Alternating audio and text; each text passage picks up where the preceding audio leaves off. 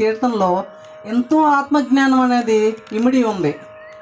ఇందాక మనం విన్నాం కదా, ఆది శంకరాచార్యులు వారు పాడినటువంటి పాటల్లో ఎంతో గొప్ప ఆత్మజ్ఞానం అనేది ఇమిడి ఉంది. అటువంటి ఆత్మజ్ఞానం అటువంటి కీర్తనలు పాడి అందులోని యోగార్థాన్ని మనకి వివరించడానికి వచ్చారు మేడం గారు, ఏలూరు నుంచి మాధవి మేడం గారు. ఒకసారి మేడం గారికి గట్టిగా క్లాస్ కొడదామండి.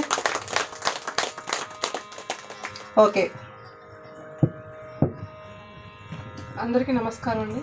ముందుగా గణపతి ప్రార్థనతో మొదలు పెడదాం. అందరికీ నమస్కారం. ముందుగా మన గురుదేవులైన బ్రహ్మర్షి పితామహ పత్రిజీకి ఆయనకి ఆత్మ ప్రణామాలు తెలియజేస్తూ ప్రోగ్రాం స్టార్ట్ చేసుకుందాం. ప్రకృతి మాతకు, జన్మనిచ్చిన తల్లిదండ్రులకు, విద్యాబుద్ధులు నేర్పిన గురు పరంపరకు, ఆత్మగురు పరంపరకు, సంగీత గురు పరంపరకు, వినడానికి ఓర్పుగా వచ్చిన మీకు, ఇంత ప్రకృతికి ఇంత మంచి గోశాల ప్రాంగణాన్ని మనం అద్భుతంగా నిర్వహించుటకు వాళ్ళు ఇచ్చిన పర్మిషన్కి అందరికీ కూడా వేల వేల కృతజ్ఞతలు తెలియజేస్తూ గణపతి ప్రార్థన స్టార్ట్ చేసుకుందాం. మా ఫ్రెండ్ మాధవి, తిను నేను సంగీతం నేర్చుకుంటాను భావించి ఫ్రెండ్స్ అనమాట. తిను మెడిటేషన్ ఎప్పుడు చేస్తుందా అని కూర్చున్నా, కానీ బలవంతం అయితే చేయలే. మొత్తం సబ్జెక్ట్ అంతా తెలుసు, ఒక్కసారిగా వచ్చేసింది. నాన్ వెజ్ మానేసింది, మెడిటేషన్ చేస్తుంది రోజు 2 గంటలు. తనే వచ్చి నేను పాడతాను అని చెప్పింది. ఇంకెంతకంటే ఏం కావాలి? సాధారణంగా ఆహ్వానించుకుందాం. Thank you.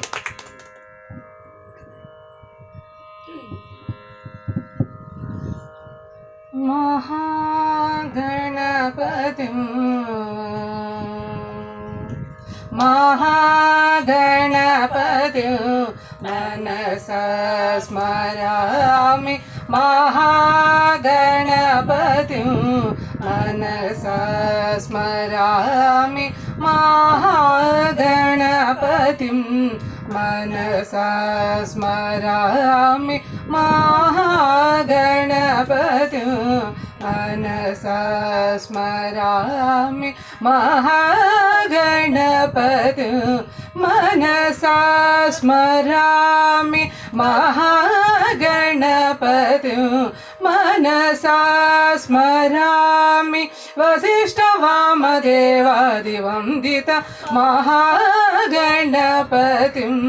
మనసా స్మరామి, వసిష్ఠవామదేవాదివందిత మహాగణపతిం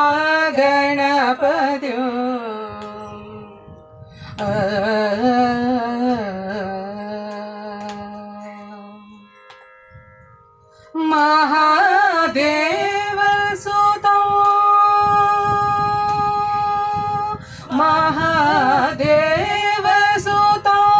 గురుగుహనుతం, మహాదేవసుతం గురుగుహనుతం, మారకోటి ప్రకాశం శాంతం, మహాదేవసుతం గురుగుహనుతం, మారకోటి ప్రకాశం శాంతం, మహాకావ్య నాటకాది ప్రియం, మహాకావ్య నాటకాది ప్రియం, మూషిక వాహన మోదక ప్రియం, మహాకావ్య నాటకాది ప్రియం, మూషిక వాహన మోదక ప్రియం, మహాగణపతిం మనసా స్మరామి, వసిష్ఠవామదేవాదివందిత మహాగణపతిం.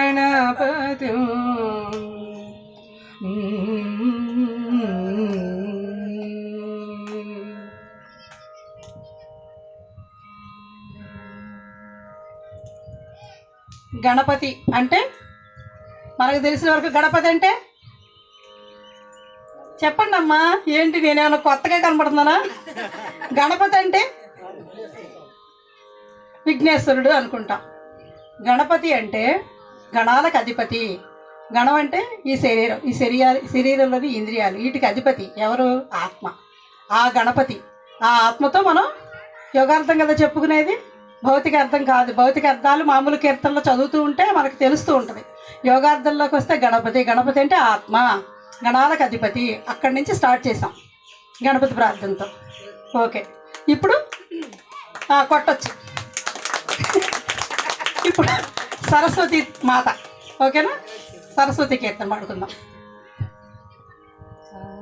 సా స ప ప ప రి మ ప మ రి ప ప ని ని సా స ని రి సా సా స ప ప ప రి మ ప మ రి ప ప ని ని సా స ని రి సా సా స స ని ని ని ప ప ప మ మ మ రి సా సా ని ప మ రి సా ని రి సా హంసవాహిని మృదు హృదయిని మనోరంజని వాగ్దేవివే హంసవాహని మృదు హృదయిని మనోరంజని వాగ్దేవివే వరాల పలుకులను సగడి తల్లి వీణాపాణి నమోస్తుతే వరాల పలుకులను సగడి తల్లి వీణాపాణి నమోస్తుతే హంసవాహిని మృదు హృదయిని సరసి జనేత్రి శారదగాత్రి సృజన జనావనివర ప్రధాయిని సరసి జనేత్రి శారదగాత్రి సృజన జనావనివర ప్రధాయిని కావ వివాణి చతుర్ముఖి రాణి కీరవాణి నమోస్తుతే కావ వివాణి చతుర్ముఖి రాణి కీరవాణి నమోస్తుతే హంసవాహిని మృదు హృదయిని మనోరంజని వాగ్దేవివే నొసగడి తల్లి వీణాపాణి నమోస్తుతే హంసవాహిని మృదు హృదయిని లక్ష్మీ గౌరీ నీదు అంశలే సిరి సౌభాగ్యములు సగుచుండగా లక్ష్మీ గౌరీ నీదు అంశలే సిరి సౌభాగ్యములు సగుచుండగా విజ్ఞానమే నీ దీవెనగా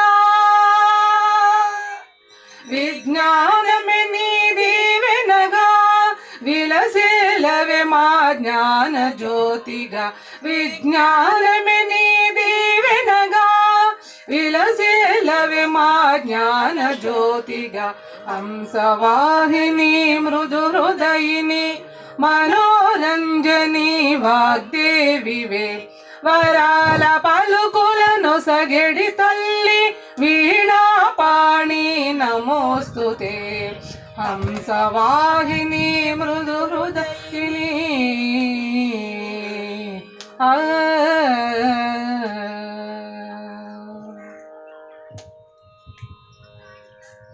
కీర్తన అయిపోయిన తర్వాత చప్పట్లు కొట్టాలి. కొట్టే వాళ్ళకి అంతా కూడా ఉత్సాహంగా ఉంటుందన్నమాట. కొట్టే వాళ్ళకి ఉత్సాహం మేము పాడాం కాబట్టి, అవునా? ఇప్పుడు మీకు కొడితే మాకు ఇంకోటి మీరు కొట్టలేదు, మేము పాడం. ఇప్పుడు సరస్వతీదేవి. సరస్వతి అంటే ఎవరికి? మనకి ప్రతీక. మనం చెప్పుకునే యోగ భాషల్లో జ్ఞానం. జ్ఞానం మనకి ముగ్గురు అమ్మలు తెలుసు కదా. పార్వతి అంటే శక్తి, లక్ష్మి అంటే వైభోగం, భాగ్యం, సంపద, సుఖం. సరస్వతి అంటే జ్ఞానం. ముగ్గురు ఉంటేనే మనం ఇలా ఉంటాం. మన యోగ భాషల్లో చెప్పుకునేటప్పటికి ముగ్గురు అమ్మల శక్తే మూలపుటమ్మ. అంటే మూల చైతన్యానికి అన్ని శక్తులు కలిపి. ఇప్పుడు కూడా మన జీవితాల్లో 3 శక్తులు అవసరమే. జ్ఞానం, శక్తి, వైభోగం. 3 ఉంటేనే కదా, ఏ ఒక్కటి లేకపోయినా ఏంటోగానే ఉంటాం. అంతేనా? సరస్వతి అంటే జ్ఞానం. అంటే ముందు నుంచి మనకి జ్ఞానం అందిస్తాకి ముగ్గురు అమ్మల దగ్గర నుంచి తీసుకుంటానే ఉన్నాం. మన దగ్గర లేదు అనుకుంటున్నాం అంతే. ఎప్పుడైతే ధ్యానం చేశామో, ధ్యానం వైభోగకారిణి ఫస్ట్ చెప్పేసుకున్నాం. ధ్యానం సకల వైభోగం. అంతకంటే ముందు జ్ఞానం సర్వరోగ నివారిణి. అది దాటేసాం, అయిపోయినాయి రోగాలన్నీ. సకల భోగకారిణి అంటే ధ్యానం చేయటం వల్ల ఆరోగ్యం ఫస్ట్ గిఫ్ట్ అందరికి వచ్చేసింది. అందరి అనుభవాలు మనకు తెలిసిపోయినాయి. 2 సకల వైభోగం అంటే లక్ష్మీదేవి. ఎప్పుడైతే ధ్యానం చేస్తామో అనుకోకుండానే మన అవసరాలు తీరిపోతాయి. వైభోగం అంటే సంపద అంటే డబ్బు కాదు. ఆరోగ్యమే మహాభాగ్యం అంటాం. భాగ్యం అంటే అక్కడ ఏంటి? డబ్బుంటే కాదు. డబ్బున్న వాళ్ళందరూ తింటారనే? డబ్బున్న వాళ్ళు నిజంగా తినరు నన్ను అడిగితే. వాళ్ళకి ఎంతసేపు టాబ్లెట్లే సరిపోతాయి. పైగానేమో భయం, ఏ మూల నుంచి ఎవరు వస్తారో, ఏం జరుగుద్దో, ఏం దూకుద్దో, ఏం జరుగుద్దో. దీనికి పత్రిక చెప్తారు. వాళ్ళ అన్నయ్య అంట బయటికి వెళ్ళాలంటే 16 సార్లు లాగేవాడంట తాళం. అక్కడికి వెళ్ళా మళ్ళీ రాను, ఏదో సినిమాలో కూడా పెట్టాడు, అక్కడికెళ్ళా ఇటు రాను తాళం లాగా. ఏమో మళ్ళీ వేసామో లేదని కొంత, మళ్ళీ ఈ తాళం ఊడిపోతుందేమో అని కొంత. ఆ తర్వాత ఒకరోజు ఇట్లాగే ఆయన అంత దూరం వెళ్ళి వెనక్కి వచ్చి మళ్ళీ తాళం చూసుకునేవాడంట. లాగి కొన్నాళ్ళకి వాళ్ళ ఇంట్లో నిజంగా దొంగలు పడ్డారంట. అంటే అక్కడ ఏం జరిగింది?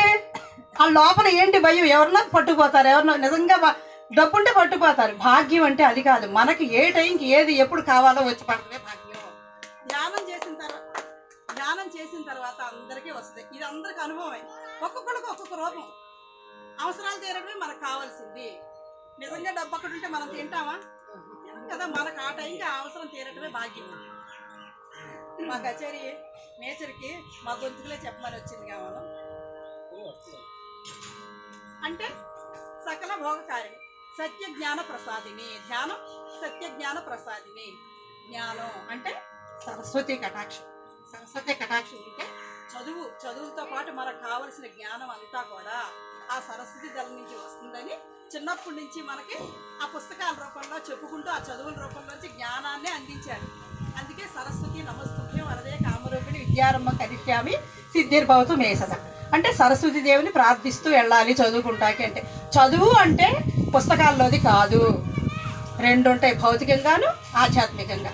ఆధ్యాత్మికంగా చదువు అంటే మనం ఎలా ఉండాలి, ఎలా ఉండకూడదు, ఎలా మాట్లాడాలి, ఎలా మాట్లాడకూడదు, ఏం తినాలి, ఏం తినకూడదు, ఎలా ఆలోచించాలి, ఎలా ఆలోచించకూడదు, అన్నీ తెలుస్తూ ఆధ్యాత్మిక. భౌతికంగా అనుకో మామూలుగా మనం చదువుకోవాలంటే భౌతికంగా ఆ చదువు పూర్తి చేసి ఉద్యోగం వస్తేనేగా మనం అన్నీ తినగలిగేది. దానికి సరిపడా సాయి గారు చిన్న అంతరాయం. ఈవిడే మేమిద్దరం ఫ్రెండ్స్, సంగీతం ఫ్రెండ్స్. ఆ తర్వాత ఈవిడ శిష్యురాలు ఆవిడే.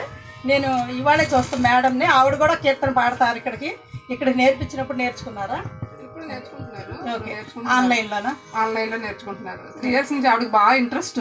పట్టు వదలని విక్రమార్కుడు అలాగా మేము ఎలా పట్టుకున్నాము అప్పుడు, ఈవిడ అలా పట్టుకున్నారు. ఇప్పుడు ఈవిడే మామూలు కనపడుతుంది కానీ ఆన్లైన్లో అమెరికా వాళ్ళకి కూడా క్లాస్ చెప్పింది, సంగీతం క్లాస్. ఆన్లైన్లో క్లాసులు తీసుకుంటారు. ఈయనే ఉంటారు. ఇప్పుడు గొంతుకి ఎంత బాగుందో. అంటే మనకి ప్రతి ఒక్కడికంట గాడు గిఫ్ట్ ఇస్తాడు. ఎక్కడ ఎవరికి ఇచ్చాడో దేనికో తెలియదు. వంశీ గారు చెప్తారు. ఒకసారి బాబా గారిని అడిగారంట ఆయన. ఒకసారి ఏంటి ఆయన నీకు చేతిలో చక్కగా కావాలన్నది ఇస్తుంటావు, వెళ్ళిపోతున్నారు, అందరికీ అట్లా ఇచ్చేసే భాగ్యం ఇవ్వచ్చు కదా, ఏదన్నా నేను కూడా దాన ధర్మాలు చేసేస్తూ ఉంటాను అని. నీ తలకాయ కళ్ళు మూసుకుని చూసుకొని నీకు ఏమి ఇచ్చాను అని చెప్పాడండి. నీకు నాలుక మీద సరస్వతి జ్ఞానం ఇచ్చాను అని. మనందరికీ కూడా తెలియకుండానే మనకందరికి ఇప్పుడు ధ్యానం చేస్తున్నామంటే ఆ జ్ఞానం తెలుసుకుని దాంతో జీవిస్తున్నాం కదా. ధ్యానం చేయండి అమ్మా చాలా బాగుంటుందని చెప్తున్నాం కదా. అదే సరస్వతి అంటే. దానికోసం ఏమన్నా పెద్ద పెద్ద పుస్తకాలు చదవాలా, ఎక్కడికైనా వెళ్ళి ఏమన్నా డిగ్రీలు సర్టిఫికెట్లు పొంది రావాలా? అక్కర్లేదు కదా. సరస్వతి జ్ఞానం ఆటోమేటిక్గా వస్తుంది. లోపల అంతా నిక్షిప్తం అయ్యింది. సముద్రంలో లోపల ఎంతైతే లోపలికి వెళ్తూ ఉంటామో, మన అంతరంగంలోకి ఎప్పుడైతే వెళ్తూ ఉంటామో అదంతా వెలికి తీసుకుంటామేను. ఎప్పుడైతే వెలికి తీసుకుంటామో అదంతా మందే. బయట కనపడేది బిందువు అంతా, మన అంతరంగంలో సముద్రం అంత ఉంది జ్ఞానం. అన్ని శక్తులు మన లోపలే ఉన్నాయి. ఆ లలితా శాస్త్రంలో చెప్తారు. లలితా శాస్త్రంలో నిగూఢ అర్థాల్లో మనం జన్మ తీసుకునేటప్పుడే ఆ డిఎన్ఏలో ఆడపిల్ల అయితే కనుక ఆ ఆడపిల్లకి మళ్ళీ తను ఇంకో జన్మనివ్వాలి కనుక దానికి సరిపడా శక్తి జ్ఞానం మొత్తం ఆడపిల్లకి నిండి ఉంటుంది. ఆ లలితా శాస్త్రంలో నిగూఢ మూలార్థంలో ఉంటుంది. అంటే పెట్టిన సైన్స్ అంతా కూడా శాస్త్రంలో పెట్టించారు, మర్చిపోకుండా ఉంటుందని కీర్తనల రూపంలో. అప్పుడు మనం ఇలా పాడుకుంటూ ఉన్నప్పుడు అది తెలుసుకున్నప్పుడు లలిత శాస్త్రాలు, విష్ణు శాస్త్రాలు, ఈ చాలీసాలు ఇవన్నీ పాడుకుంటూ ఉన్నప్పుడు వాటి ఆ మూల అర్థం ఎప్పుడు తెలుస్తుంది అంటే మన లోపలికి మనం ఎప్పుడైతే ప్రయాణం చేస్తామో అప్పుడు ఆ మూల అర్థాలు మనకు అర్థం అవుతుంది. ఇంకా అర్థం కాలేదనుకో, కళ్ళు మూసి కూర్చుని ఇదేంటో కావాలని ఆ కళ్ళు మూసుకు కూర్చుంటే మనకి ఏదో ఒక రూపంలో, ఒక మాస్టారో ఒక బుక్ రూపంలో, ఏదో రూపంలో మనకు అర్థం అవుతుంది. ఆ అర్థం అవ్వాలి అంటే మన లోపలికి మనం ప్రయాణించాలి. D+ ధ్యానం అంటే మన లోపలికి మనం ప్రయాణం చేయాలి. ధ్యానం చేస్తేనే ఆ జ్ఞానం మనం అర్థం అవుతుంది. మామూలుగా ఇప్పుడు కీర్తనలు విన్నాం, ఆ పైన ఆ పదానికి అర్థం ఏంటో తెలుస్తుంది. దేనికైనా అర్థం, అంతరార్థం, పరమార్థం, బ్రహ్మార్థం, ఎన్ని అర్థాలు ఉంటాయో. మనం చెప్పుకున్నది యోగార్థం అంటే ఆత్మజ్ఞానం తెలుసుకుంటాకి సరిపడా ఆ భాషని మనం దీంట్లోకి అన్వయించుకుని తెలుసుకున్నాం. ఓకేనా? ఇప్పటి వరకు అర్థమైందా? నాకు కూడా తెలియదండి, ఇది ఫస్ట్ ప్రయోగం.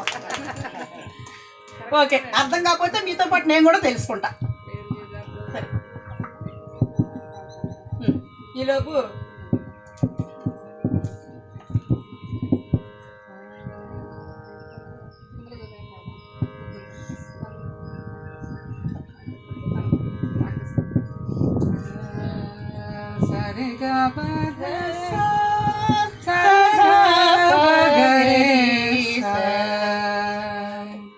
తిరుమల గిరిరాయ తిరుమల గిరిరాయ దేవరా ఉత్తరాయ సురత భిన్నాణరాయ సుగుణ కోనేటిరాయ తిరుమల గిరిరాయ దేవరా ఉత్తరాయ సురత భిన్నాణరాయ సుగుణ కోనేటిరాయ తిరుమల గిరిరాయ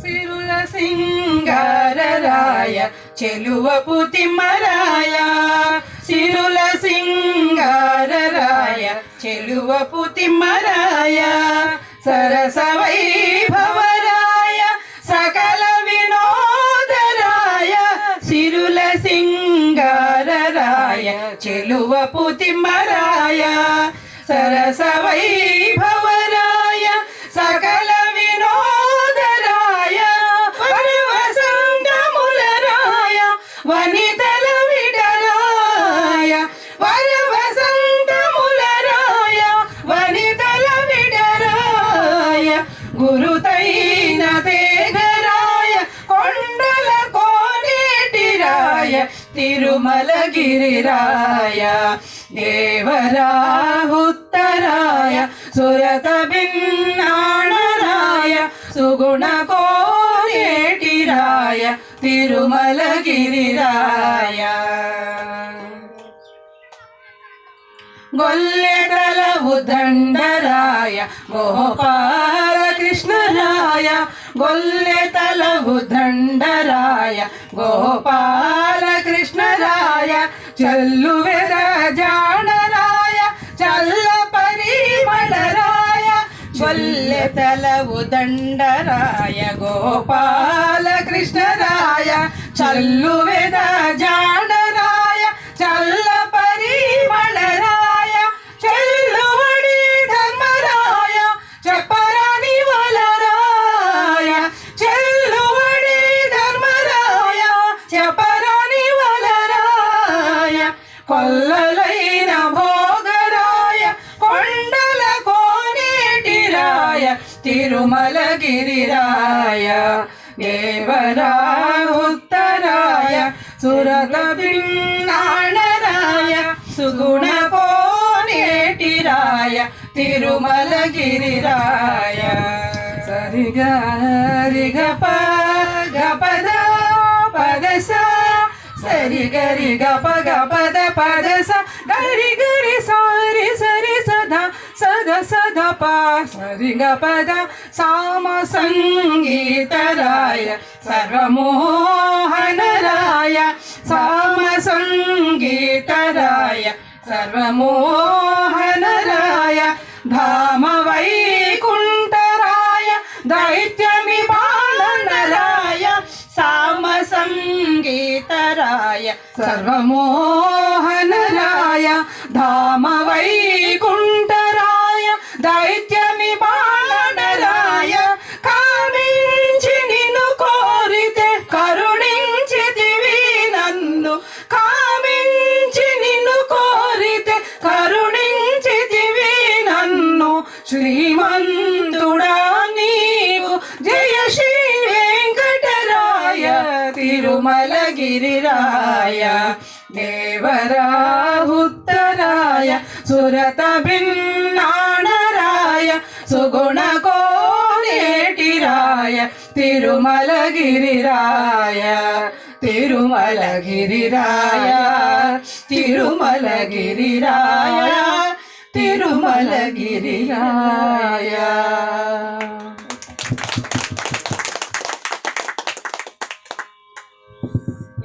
బాగా వింటున్నందుకు మీకు నేను కృతజ్ఞతలు చెప్తున్నాను. మా పాటలకు పారిపోకుండా. అంతేలే మా ఆమదం చెట్టు ఈ సెన్సర్లో కట్ చేసేయండి.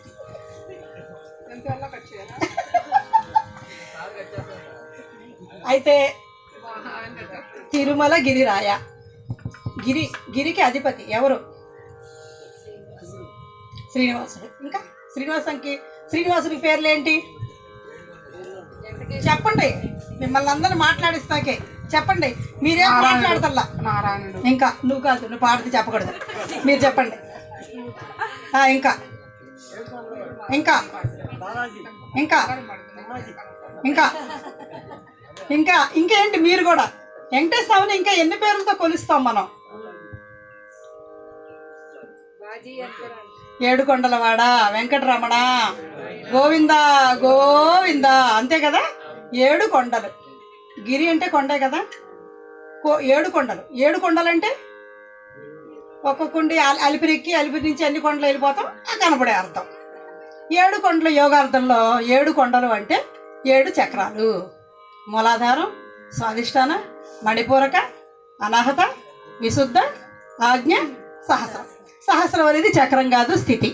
ఈ 6 చక్రాలు ఎప్పుడైతే దాటుతామో 7 కొండలవాడు మనం కూడా అవుతాము. వేమంటే పాపాలు, కట అంటే హరించేవాడు, వెంకట అంటే మన పాపాలు హరించేవాడు. ఎవరండి అంటే ఆత్మ. మనం ఎన్ని చెప్పుకుంటున్నాం, ఎన్ని భక్తిలో అంతా కూడా మొత్తం ఉన్నదంతా కూడా మనకు కావలసిన సైన్సేను. మనం చేయవలసింది చేసేది అంతా దాంట్లో పెట్టింది భక్తి యోగంలో. ఆ భక్తి యోగం దాటితే జ్ఞానయోగం అర్థమవుతుంది. ఈ జ్ఞానయోగంలో నుంచి తీసుకుంటే గనక ఈ 6 చక్రాలు మనం దాటి 7వ చక్రంలోకి వెళ్ళినప్పుడు శ్రీనివాసులు అవుతాము. మన పాపాలని హరించేసి ఆ స్థితికి వస్తాం. ఎప్పుడైతే ఆజ్ఞాచక్రంలోకి వచ్చామో అక్కడికి ఇంకా ఇక్కడి నుంచి విశుద్ధం అయిపోయింది వాకు. మూలాధారం నుంచి వస్తే కనుక మూలాధారం, అప్పుడే ధ్యానం మొదలు పెడతాం. ఆ మూలాధారంలో ధ్యానం మొదలు పెట్టినప్పుడు ఎలా ఉంటుంది? ధ్యానం మొదలు పెట్టగానే ఏమొస్తాయి? ఆ మూలాధారంలో ఉన్నప్పుడు అన్నీ కూడా మనకి అయ్యో బాధలో. మనం ధ్యానంలోకి ఎందుకు వచ్చాం? అందరం ఆత్మజ్ఞానం కోసం అంటూ వచ్చాము పరిగెత్తుకుని? లేదు కదా. దేనికి వచ్చాం? ఈ మూలాధారం అంటే అప్పుడే వచ్చాం ధ్యానంలోకి. అంటే బోల్డ్ మనం ఆ కారణం, ఈ కారణం, ఆరోగ్యం, లేదా మనశ్శాంతి, లేదా ఆనందం, ఏదో ఒకటి వెతుక్కుంటూ వచ్చాం. అది మూలాధారంలోకి వచ్చాం అనుకుందాం. ఆ తర్వాత స్వాధిష్టానానికి వచ్చేటప్పుడు ధ్యాన స్థితి కుదురుతుంది. ధ్యానంలోకి వచ్చి రావాలనే ఆలోచన అనేది ఇక్కడికి వస్తే ధ్యానం అనేది కుదురుతుంది. మణిపూరక వచ్చేటప్పటికి ధ్యానం ఖచ్చితంగా స్థితమవుతాము. ఆడజన్మ తీసుకుంటే మణిపూరక నుంచి తీసుకుంటామంట. మగవాళ్ళ జన్మ వచ్చేటప్పటికి మూలాధారం నుంచి తీసుకుంటే, ఆడవాళ్ళు వచ్చేటప్పటికి వాళ్ళకి జన్మత మళ్ళీ ఒక ఆడపిల్ల పుట్టినప్పుడు వాళ్ళకు కూడా మాతృత్వం అనేది గిఫ్ట్ కాబట్టి ఆ మాతృత్వంతో మనం జన్మ తీసుకున్నప్పుడు వాళ్ళు మూలాధారం నుంచే వస్తాము. ఇక మూలాధారం నుంచి వచ్చాం కదా, మణిపూరక నుంచి వస్తాం ఆడవాళ్ళ జన్మ. అందుకే కదా ఆడజన్మ ఉత్తమ జన్మ. స్త్రీయే వెలుగు, ఇంటికి దీపం వెళ్ళాలి అన్నాడు కానీ పురుషుడు వెలుగు అవన్నీ చెప్పలా. అదే అంటే మీరు తక్కువ కాదండి, 7 కొండల వాడిని పోల్చింది మీతోనే. అంటే అదే అలాగే పురుషుడు సముద్రం అయితే నదులన్నీ స్త్రీలు, అంతే కదా. అంటే జన్మ తీసుకునేటప్పుడు మణిపూరక నుంచి తీసుకున్నా మనం ఎప్పుడు ఆ చక్రాలు దాటేసామనుకుంటా లేదు. మళ్ళీ మనం వెంటనే ఇక్కడ చూస్తే మనకు తెలియకుండానే ఈర్ష్య, అసూయ, ఇంకా రకరకాలు ఉంటాయి అరిషడ్ వర్గాలు. అట్లా ఎప్పుడైతే పడతామో అవి పడతాలని ఎవరు అనుకోం, కానీ పడే వరకు తెలియదు దాంట్లో పడ్డామని. మళ్ళీ మనం లేచిపోయాం అనుకుంటాం, అక్కడే ఉంటాం. ఆ పడ్డప్పుడు మళ్ళీ మనం మూలాధారానికి పడిపోతాము. జన్మతహా తీసుకున్నాం కానీ అలానే ఉండం. మన యొక్క ప్రవర్తనతో మళ్ళీ ఇటా వస్తూ ఉంటాం, వెళ్తూ ఉంటాం, వస్తూ ఉంటాం. జన్మను అప్పుడు అష్టావక్రుడు చెప్తాడు. అష్టావక్రుడికి ఎవరు శిష్యుడో చెప్పండి? ఎవరు గురువు అష్టావక్రుడు? జనక మహారాజు గురువు అష్టావక్రుడు. అష్టావక్రుడు చెప్తాడు, జన్మతహ తీసుకునేటప్పుడే ప్రతి మనిషి 16 కళలతోనూ జన్మ తీసుకుంటాడు. అంటే వాళ్ళ డిఎన్ఏలో ఈ సైన్స్ అంతా పెట్టి అంత జ్ఞానం దాంట్లో ఉంది మానవ జన్మకు వచ్చేటప్పటికి. కానీ ఒక్కొక్కటి అజ్ఞానం అహంకారంతో ఒక్కొక్క అంతరించిపోద్ది. మరి చూడండి, ఇప్పుడు ఇంతంత పిల్లలు టీవీల్లో పాటల programme, Indian Idol, G Sa Re Ga Ma Pa, పాడుతా తీగ, ఇంతంత పిల్లలు ఎలా పాడుతున్నారు చెప్పండి? ఏనాటి నుంచో పట్టుకున్నాం. ఎలికి చర్మం తెచ్చి ఏడాది ఉతికిన నలిపే కానీ తెలుపు రాదని ధ్యానం మొదలు పెట్టినప్పుడు పట్టుకున్నాం సంగీతాన్ని.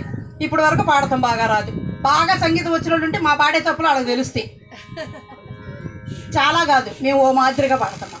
అద్భుతంగా పాడే వాళ్ళ దగ్గర బోల్డ్ భయం వచ్చేస్తుంది. మీ దగ్గర కాబట్టి మేము పాడేస్తున్నాం అనుకుంటున్నాం. అంటే మనకి లోపల అంతకు ముందు తెచ్చుకున్న జ్ఞానం ఎప్పుడైతే జన్మ తీసుకుంటామో ఆ జ్ఞానం మనతో ట్రావెల్ చేస్తుంది. ఈ కళలన్నీ కూడా అవతల జన్మకి ట్రావెల్ అవుతాయి. సంగీతం, సాహిత్యం, చిత్రలేఖనం, ఇంకా మనకున్నాయి కదా 16 కళలు ఇవన్నీ. అందుకే ఇంతంత పిల్లలు పాడంగానే వెంటనే వాళ్ళకి ఆ గతంలో వాళ్ళు నేర్చుకున్న జ్ఞానం అంతా, సంగీత జ్ఞానం అంతా స్ఫురణకు వచ్చేసి మొత్తం దాంట్లో కనెక్ట్ అయిపోతున్నారు. దీనికి ఎగ్జాంపుల్ మంగళంపల్లి బాలమురళీ కృష్ణ గారు, మా గురువు గారు ఉండేవారు, సిస్టర్ ప్రభాకర కృష్ణమూర్తి శాస్త్రి గారికి. ఆయనకు ఒక్కసారి మనం ఆత్మ ప్రణామాలు తెలుసుకుందాము. ఫస్ట్ సంగీత గురువులు. అంతకంటే సంగీతం ముందు శ్రీనివాస్ గారిని ఉండేవాళ్ళు, ఆయన దగ్గర సరళి స్వరాలు నేర్చుకున్నాం 4. ఆయనకు కూడా ఆత్మ ప్రణామాలు. అయితే ఆయనకి మంగళంపల్లి గారి అంటే ఎంతో ఇష్టం. ఆయన చెప్పేవారు, నోరు తెరిస్తే సంగీతానికి పత్రిజీ క్రికెట్లో ఎప్పుడు టెండూల్కర్ని ఎలా అయితే పోలుస్తారో, మంగళంపల్లి బాలమురళీ కృష్ణ గారు 7వ సంవత్సరంలో స్టేజ్ ఎక్కి ఆయన దాన్ని ఏంటి సంగీత ప్రచారం కూడా కాదు, సంగీత ప్రదర్శనలు ఇచ్చారు. 7వ సంవత్సరం ఎలా ప్రదర్శన ఇస్తాం? మేము 10 ఏళ్ళు దాటిపోయింది, సరళి స్వరాలే బాగా రావని మేము అనుకుంటాం. వాళ్ళకి 7వ సంవత్సరం ప్రదర్శనలు ఇచ్చేంత ఎంతో దిగ్గజాలుగా విదేశాలకు వెళ్ళి, ఏది 7వ సంవత్సరం నుంచే ఎలా వచ్చింది అంటే గత జన్మలో నేర్చుకున్నదంతా. ఆయన మామూలుగా కనుక స్కూల్కి వెళ్ళి పాఠాలు కూడా చదవలేదంట. అద్భుతమైన కీర్తనలకి ఆయన బోళ్ళు స్వరాలు చేకూర్చారు, బోళ్ళు కీర్తనలకి రచించారు. అంటే పాట రాసేస్తారు యోగులు, దానికి స్వరకల్పన చేస్తే ఎలా పాడాలి అని ఆ సంగీతం వచ్చినప్పుడు ఆ స్వరకల్పన చేసి వీళ్ళకి ఇస్తే వీళ్ళు ఇలా పాడాలని గురువులు నేర్పుతారనమాట. దానికి మూలం స్వరకల్పన చేస్తారు. ఆయన అద్భుతంగా స్వరకల్పన చేసేవారు మంగళంపల్లి బాలమురళీ కృష్ణ గారు. 7వ సంవత్సరం నుంచి ప్రదర్శనలు ఇచ్చారు. ఎక్కడి నుంచి వచ్చింది అంటే గత జన్మ. మనకు కూడా ఏమి తెలుసో మనకు తెలియదు. ఎప్పుడైతే ధ్యానం చేస్తామో, ఏ దేవుడు మనకైతే ఇష్టమో వాళ్ళని కళ్ళు మూసుకుని నిజంగా ప్రార్థించి మనస్ఫూర్తిగా నాకు కూడా నేనేమి నేర్చుకున్నానో గతంలో నాకు తెలియదు, కాబట్టి ఇవాళ నన్ను స్ఫురణకు తెచ్చుకోవాలనుకుంటున్నాను అని గట్టిగా సాధన చేస్తే దేంట్లో ఉన్నామో దాంట్లో మెరుగవుతాం. అది మొదలు పెట్టవచ్చు. ఈ వయసులోనా అంటే వయసు ఉంది నిమిత్తం. మాకు సంగీతం మా సిస్టర్ ప్రభాకర శాస్త్రి గారి దగ్గరకు ఒక అతను వచ్చేవారు. ఆయన మొత్తం జాబు చదువు అంతా అయిపోయిన తర్వాత, రిటైర్ అయిపోయిన తర్వాత వచ్చి నేర్చుకున్నారు. ఆయన అద్భుతంగా పాడేవారు. ఎప్పుడు నేర్చుకున్నారు అని అడగరా అంటే ఆయన రిటైర్ అయిపోయిన తర్వాత నేర్చుకున్నారు. మొన్న మధ్య పేపర్లోనో టీవీలో చూశాను, ఒక ముసలమ్మ 60 ఏళ్ళు దాటిపోయిన ఆవిడ నేర్చుకుని ప్రదర్శనలు ఇస్తుంది. ఇప్పుడు ఎంత అద్భుతంగా చేస్తుంది డ్యాన్స్. అంటే మరి ఎక్కడి నుంచి వచ్చింది? లోపల ఉత్సుకత. ఎప్పుడైతే ఉత్సాహం, తపన ఉంటుందో, నేను నేర్చుకోవాలి, నేను తెలుసుకోవాలి, నాకు ఇది కావాలి అని, అప్పుడు ఖచ్చితంగా మనకు ఆ పరమాత్ముడు ఇస్తాడు. మనకున్నది లోపల, మనం దాన్ని వెలికి తీసి సారబెట్టాలి. బంగారం అక్కడే ఉంటుంది. బంగారం నిజంగా మట్టిలో ఉంటే నల్లగా అయిపోద్ది. బంగారం వర్క్ చేసేవాళ్ళకి తెలుస్తుంది. వీళ్ళు బంగారు పని చేయించేవాడు వర్కర్స్తో నల్లగా ఉంటుందండి. మీరు చూసారో లేదో కాల్చినప్పుడు ఆ బంగారం దానికంటే పిచ్చి రేటు దగదగ మెరుస్తుంటాయి. మళ్ళీ వాటికి మెరుగు పెడతారు. ఆ మెరుగు పెట్టినప్పుడు వస్తుంది ఆ మెరుగు, అందము. మనం కూడా మనకు తెలియకుండా లోపల ఒక రా మెటీరియల్ లాగా ఉన్నాం.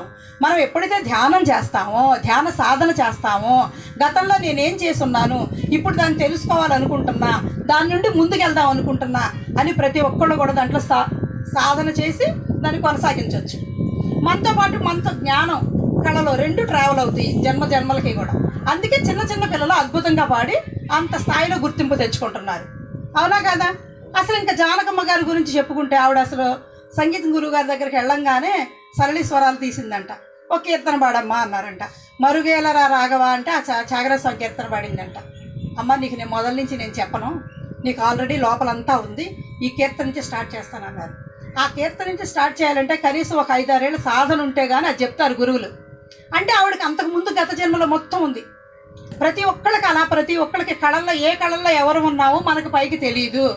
బాత్రూమ్ సింగర్సే కాదా? అవునా? అబ్బో పాడమంటే పాడం, కానీ లోపల బోల్డ్ పాటలు పాడేసుకుంటుంటాం మనకు మనం ఎవరు లేకపోతే గదిలో మన హాయి. అలా ఇప్పుడు కూడా వాళ్ళ కోసం వీళ్ళ కోసం ఏడుపులు కూడా శాంతం. పక్కన వాళ్ళు ఏమనుకుంటారని ఏడకపోతే ఎట్లా? మన కోసం మనం జీవిస్తున్నాం, మన కోసం మనం పాడుతున్నాం, మన కోసం మనం ఆడుతున్నాం, మన కోసం మనం చిత్రలేఖనం, స్విమ్మింగ్, ఏ డ్యాన్స్ ఏదైనా సరే, ఏ కళలైనా సరే మానసిక ఉల్లాసాన్ని ఇస్తాయి. మనిషికి కావాల్సిందే ఆరోగ్యం అనుకున్నాం కదా. ఆరోగ్యం, శారీరక ఆరోగ్యం చాలా తక్కువ. మానసిక దౌర్భాగ్యం ఉంటేనే శరీరం మీద జబ్బు వచ్చేది. రామ్తా చెప్తాడు, నీ శరీరానికి జబ్బు వస్తే మనసుకు మొందేయి అంటాడు. అంటే ఎక్కడ తేడా? నీ మనసు వికలం అయిపోయినప్పుడు నీ శరీరం సహకరించదు. చాలా తక్కువ ఉంటాయి శరీరానికి వచ్చే రుగ్మతలు, ఇట్టే తగ్గిపోతుంది. కానీ మనసు ఎప్పుడైతే మొరాయిస్తుంది, వినదు, లేకపోతే లోపలగా ఏకాకిలాగా ఉంటుందో దానికి ఇంకా మానసిక రోగానికి మందు లేదంటారు కదా. ఆ మానసిక ఆరోగ్యం కావాలి అంటే కళలు కావాలి. కళల్లో అత్యద్భుతమైన కళ సంగీతం. సంగీతం శివుడి యొక్క పంచ వేదాల నుంచి వచ్చిన దాంట్లో సంగీతం కూడా సామవేదం నుండి వచ్చింది. ఎప్పుడుదో శివుడి యొక్క ఒక అంశే సంగీతం. అందుకే నాద శరీరం అంతా కూడా సంగీతం నాదంతో నిండిపోయిన వాడా అని శివుడిని మనం ఒక రూపంలో ప్రార్థిస్తాం. సంగీతం అనేదానికి చాలా పెద్దపీట వేశారు. ప్రతి కళ కూడా అలాగే. ఏ కళ అయినా కూడా భగవంతుడు అనుగ్రహమే ఆమోదమే ఉంటేనే మనకు వస్తుంది. ప్రతి మనిషి కూడా ఎవరు తక్కువ కాదండి. ప్రతి ఒక్కళ్ళు ఏదో ఒకటి చూడండి. ఇప్పుడు పొలం పని చేసుకుంటూ వ్యవసాయం చేసేవాళ్ళు అద్భుతంగా పాడుతున్నారు. ఎంత చక్కగా వాళ్ళకు వచ్చిన పద్యాలు ఎంత చక్కగా పాడతారు. వాళ్ళు ఎక్కడ నేర్చుకుని ఉండరు. వినంగానే వచ్చేస్తుందంటే అంతకు ముందు ఉంది వాళ్ళకి ఆ జ్ఞానం. ప్రతి ఒక్కళ్ళకి ఉంటుంది. మనం ఎప్పుడైతే మనం ఒంటరిగా కూర్చుని, ఇది వరకు అయితే ఒంటరివాడు అంటాం, ఇప్పుడు ఏకాకిలా ఉంటేనే తనలోకి తాను వెళ్ళగలడు. మనం ఎప్పుడైతే ఒంటరి అయితేనే మనలోకి మనం వెళ్ళగలుగుతాం, మనకేం కావాలని తెలుసుకోగలుగుతాం. అలా ఉంటాకే ఎప్పుడు మనం ఈ ధ్యానం అనేది మొదలుపెట్టి కాసేపు ఖాళీ ఉంది, 1 గంట ధ్యానం చేసుకుందాం. ఇంతకుముందు ఏం చేసేవాళ్ళం, బోర్ కొడుతుంది అనేవాళ్ళు. ఇప్పుడు ఎక్కడ ఖాళీ ఉంటే ఏ పుస్తకం చదువుదామా, లేకపోతే ఏ ధ్యానం చేద్దామా, లేదా ఎవరి కాన్సెప్ట్ విందామా, లేదా ఎవరితోనన్నా ఫోన్లో మాట్లాడే అనుభవాలు తెలుసుకుందామా అనుకుంటాం. అంటే ఇప్పుడు మనకు కావాలా లేదా, ఆ ఏకాంతం అనేది ఉంటేనే మనలో ఉన్న కాంతను మనం దర్శించగలం. అర్థమైందండి?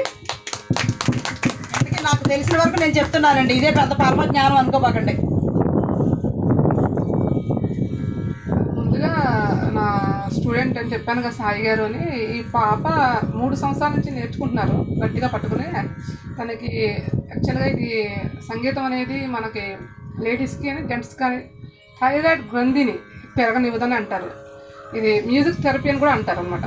కాబట్టి దీని ఇంట్రెస్ట్తో నేర్చుకుంటున్నారు. మీరు ముందు గోశాలలో పాడిస్తే మంచిది ఈ మెడిటేటర్స్ మధ్యలో అనే ఉద్దేశంతో సడన్గా తీసుకొచ్చాను.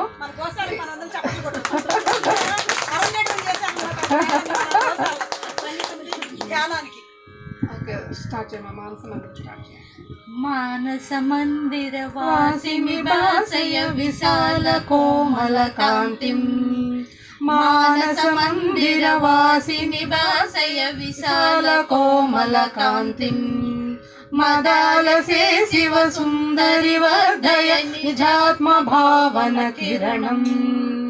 మదాలసే శివ సుందరి వర్ధయ నిజాత్మ భావన కిరణం. పరశివ దైతే వికాస భరితే నానా జీవాకారే. పరశివ దైతే వికాస భరితే నానా జీవాకారే. అవగతి ముదితే అనన్య విదితే అచలే అమలే దేవి. అవగతి ముదితే అనన్య విదితే అచలే అమలే దేవి. మానస మందిర వాసిని బాసయ విశాల కోమల కాంతిం. మదాలసే శివ సుందరి వర్ధయ నిజాత్మ భావన కిరణం. విలససి బహుదా సుయోగ శరణం బుద్ధిర్వాచా పారే. విలససి బహుదా సుయోగ శరణం బుద్ధిర్వాచా పారే. పరమపి మధురే సుభక్తి రుచిరే శరణం వరణీయాసి. పరమపి మధురే సుభక్తి రుచిరే శరణం వరణీయాసి. మానస మందిర వాసిని బాసయ విశాల కోమల కాంతిం. మదాలసే శివ సుందరి వర్ధయ నిజాత్మ భావన కిరణం. సులలిత హృదయే సదైవ సదయే న్యూనం త్వం మే మాతా. సులలిత హృదయే సదైవ సదయే న్యూనం త్వం మే మాతా. గురువర రూపే సరస సలాపే భవతి సచిదానందా. గురువర రూపే సరస సలాపే భవతి సచిదానందా. మానస మందిర వాసిని బాసయ విశాల కోమల కాంతిం. మదాలసే శివ సుందరి వర్ధయ నిజాత్మ భావన కిరణం మానస మందిర వాసిని భాసయ విశాల కోమల కాంతిం మదాలసే శివ సుందరి వర్ధయ నిజాత్మ భావన కిరణం నిజాత్మ భావన కిరణం.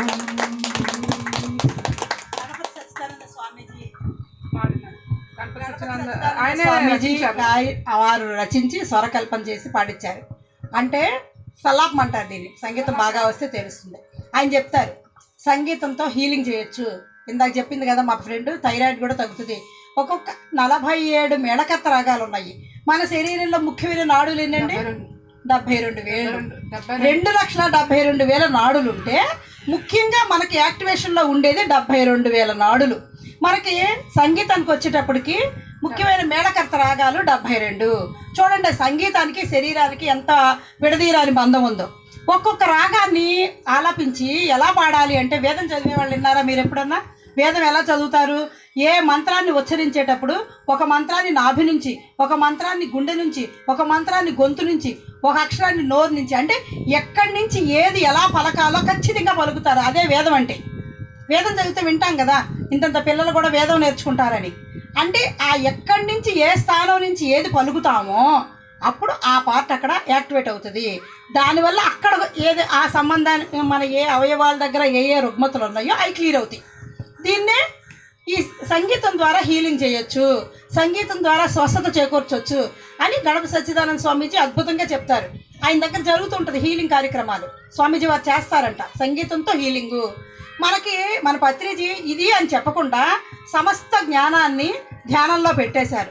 ఆ ధ్యానంలో చేసుకుంటూ వెళ్తే నేను నిజంగా ధ్యానం చేసిన తర్వాతే సంగీతం నేర్చుకోవాలి. నా ఆలోచన, నా యొక్క ఎయిమ్ ఏంటంటే నేను పాడుతూ ఉంటే పక్కన సంగీతం ఇంటూ ధ్యానం చేసుకోవాలి. ఆ పర్పస్ మీద నేర్చుకుంటూ మొదలుపెట్టా. మీరేమో కళ్ళు తెరిచి వింటున్నారు కాబట్టి నాకు ఇంకా ఆనందంగా ఉంది. ఏమనుకోవద్దు, మీరు కళ్ళు మూసేసుకోవాలన్నా మీ ఇష్టం, తెరిచి వినాలన్నా మీ ఇష్టం, నాకేం అభ్యంతరం లేదు. సంగీతం అనేది మనసుకు సంబంధించింది. సార్ ఏం చేస్తారు, అందుకే సంగీత నాద ధ్యానం. అక్కడ మన సంగీతంతో కూడి చేసుకుంటే ధ్యానం మనకు 3 శక్తి. మన శరీరం లోపల ఏ నాడులు యాక్టివేట్ అవ్వాలో 72,000 నాడులు యాక్టివేట్ అవుతాయి. అందుకే 72 మేళకర్త రాగాలు ఉన్నాయి, ముఖ్యమైన రాగాలు. పోలడు ఉన్నాయి మామూలు రాగాలు అన్నీను, కానీ ముఖ్యమైనవి. మన శరీరానికి కూడా 72 నాడులు యాక్టివేట్ అవ్వాలి అని పెడతారు సంగీతం. అందుకే ఆనందంగా వింటే అంతకు ముందున్న స్థితి అంతా మర్చిపోతాం. అసలు మనసు ఉల్లాసంగా ఉంటాయి ఫస్ట్ సంగీతం. అందుకే కదా పూర్వం పాటలు అనేవి పెట్టారు. పాత పాటలు ఏనండి మనసు అంతా చిరాగ్గా ఉంటే వెంటనే ఒక చక్కటి పాట వినంగానే అబ్బా ఈ సొదంతా మర్చిపోయి ఎంత హాయిగా ఉందో, అది విన్నంతసేపు మళ్ళీ వేరే వైబ్రేషన్లోకి వచ్చేస్తాం, వేరే ట్రాన్స్లోకి వచ్చేస్తాం. అద్భుతంగా ఎప్పుడైతే కళ్ళు మూసుకుని వింటామో అంతకు ముందున్నది కూడా మర్చిపోతాం. ఇందాక ఎక్కడున్నాను ఈ పాటలో పడి మర్చిపోయాం అనుకుంటామా లేదా? అంటే మనల్ని వేరే దానిలోకి తీసుకెళ్ళగలిగే శక్తి ఒక ధ్యానం తర్వాత సంగీతానికి ఉంది. అందుకే మన పత్రిజీ పెద్ద పీట వేశారు సంగీతానికి. పొద్దున పూట ధ్యాన మహాచక్రంలో కానీ ఏ కార్యక్రమాలు ఎక్కడ జరిగినా ఉదయం 5 to 8 కంపల్సరీ ధ్యానం ఉంటుంది. నాదంతో సంగీతంతో నాదంతో అన్ని ఇన్స్ట్రుమెంట్స్తో ఇంకా పిరమిడ్లో చేస్తే అన్నీ ఇంకా మూడింతలు. మనకు అందుకే ఒక్కసారి ధ్యాన చక్రానికి 10 రోజులు వెళ్ళొస్తే ఈ సంవత్సరానికి సరిపడా శక్తిని మళ్ళీ పుంజుకుని వస్తాం.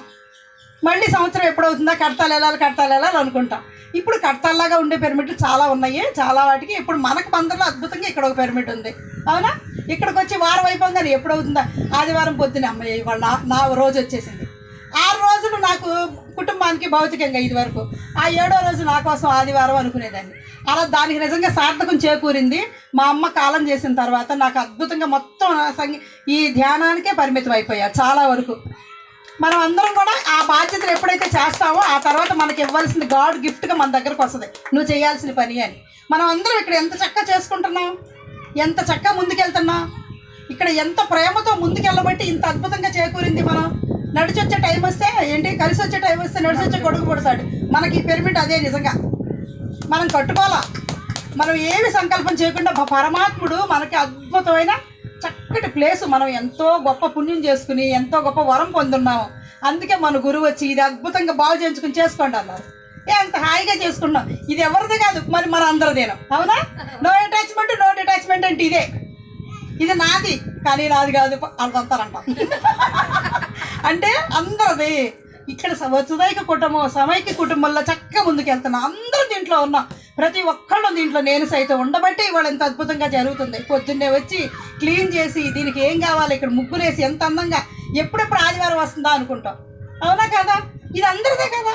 ఇలా ఎప్పుడైతే మన కుటుంబం మన చుట్టూ ఉన్న సమాజాన్ని అంతా ముందుకెళ్తూ ఉంటామో రామరాజ్యం ఎక్కడ ఎందుకు ఉంటుంది? ఇక్కడే ఉంటుంది, ఇక్కడి నుంచి స్టార్ట్ అవుతుంది. అందుకే మన పత్రిజీ ఓట్లు, ఎలక్షన్లు, ఎన్నికలు అవి కూడా పెట్టారు, రామరాజ్యం రావాలి అని. అంతా కూడా వసుదైక కుటుంబంలో వెళ్ళాలి. వస్తుంది, ఇప్పుడే కాగదు, ఇంకా ముందు మన ప్రయత్నం మనం చేయాలి కదా, ఒక అడిగేసి. అందుకే ఆ ప్రయత్నం కూడా చేయించదాకా మన గురువు గారు దానికి కూడా వేసేసారు బీజం. ఎలక్షన్ ఉంది ఇప్పుడు, pyramid party of India PSSM. దీనికి ఏంటో తెలుసా గుర్తు మనకి? మీకు తెలుసా అండి మన గుర్తు ఏంటో? TV. Pyramid party of India టీవీకి వేయండి. అన్ని దేనికైనా సరే అన్నీ అందరూ చెప్తుంటారు, ఏవి అన్నీ కొట్టేసి మనం ఎవరికి ఎదురు చెప్పం. మన గుర్తు టీవీకి వేసేసి వచ్చేస్తాం. అది అక్కడ మనకి ఈ బందర్ నుంచి నిలబడ్డ ఎమ్మెల్యే గారు పక్కలగడ్డ పావని మేడంకి ఒకసారి మన కృతజ్ఞతలు. ఈసారి ఎమ్మెల్యేగా ఆవిడ పోటీ చేశారు. ఎప్పుడు వచ్చామన్నది కాదు, బుల్లెట్ దిగిందా లేదా అని. ఎన్ని సంవత్సరాల నుంచి ఉన్నా కానీ ఎవరికి అర్హత ఉంటుందో వాళ్ళకే ఆ పదవి పట్టుకుంటాము. ఎక్కడైనా సరే ఇదే వర్తిస్తుంది, చెప్పినా చెప్పకపోయినా. ఈసారి మనం పావని మేడాన్ని ముందుకు నడిపిస్తాక మనం అందరం చేయూతనిచ్చి చక్కగా మనం దానికి సారిచ్చిన ఆలోచనకి మనం సైతం అడిగేద్దాం.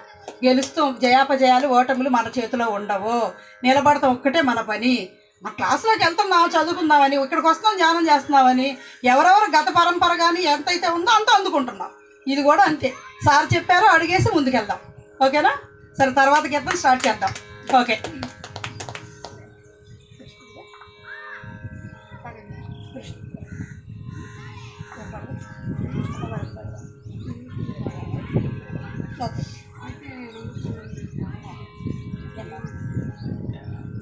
చిన్ని కృష్ణుడమ్మా చిన్ని కృష్ణుడు, చూపులకే చిన్నవాడు చిన్ని కృష్ణుడు, ఆ వెన్న కృష్ణుడు మురళీ కృష్ణుడు. చిన్ని కృష్ణుడమ్మా చిన్ని కృష్ణుడు, చూపులకే చిన్నవాడు చిన్ని కృష్ణుడు, ఆ వెన్న కృష్ణుడు మురళీ కృష్ణుడు, మురళీ కృష్ణుడు. కాడింది మడుగులోన కాలుష్యం కలిగించిన కాళీయుని మర్దించి పడగ పైన నర్తించిన, కాళింది మడుగులోన కాలుష్యం కలిగించిన కాళీయుని మర్దించి పడగ పైన నర్తించిన చిన్ని కృష్ణుడమ్మ చిన్ని కృష్ణుడు, చూపులకే చిన్నవాడు చిన్ని కృష్ణుడు, ఆ వెన్న కృష్ణుడు మురళీ కృష్ణుడు.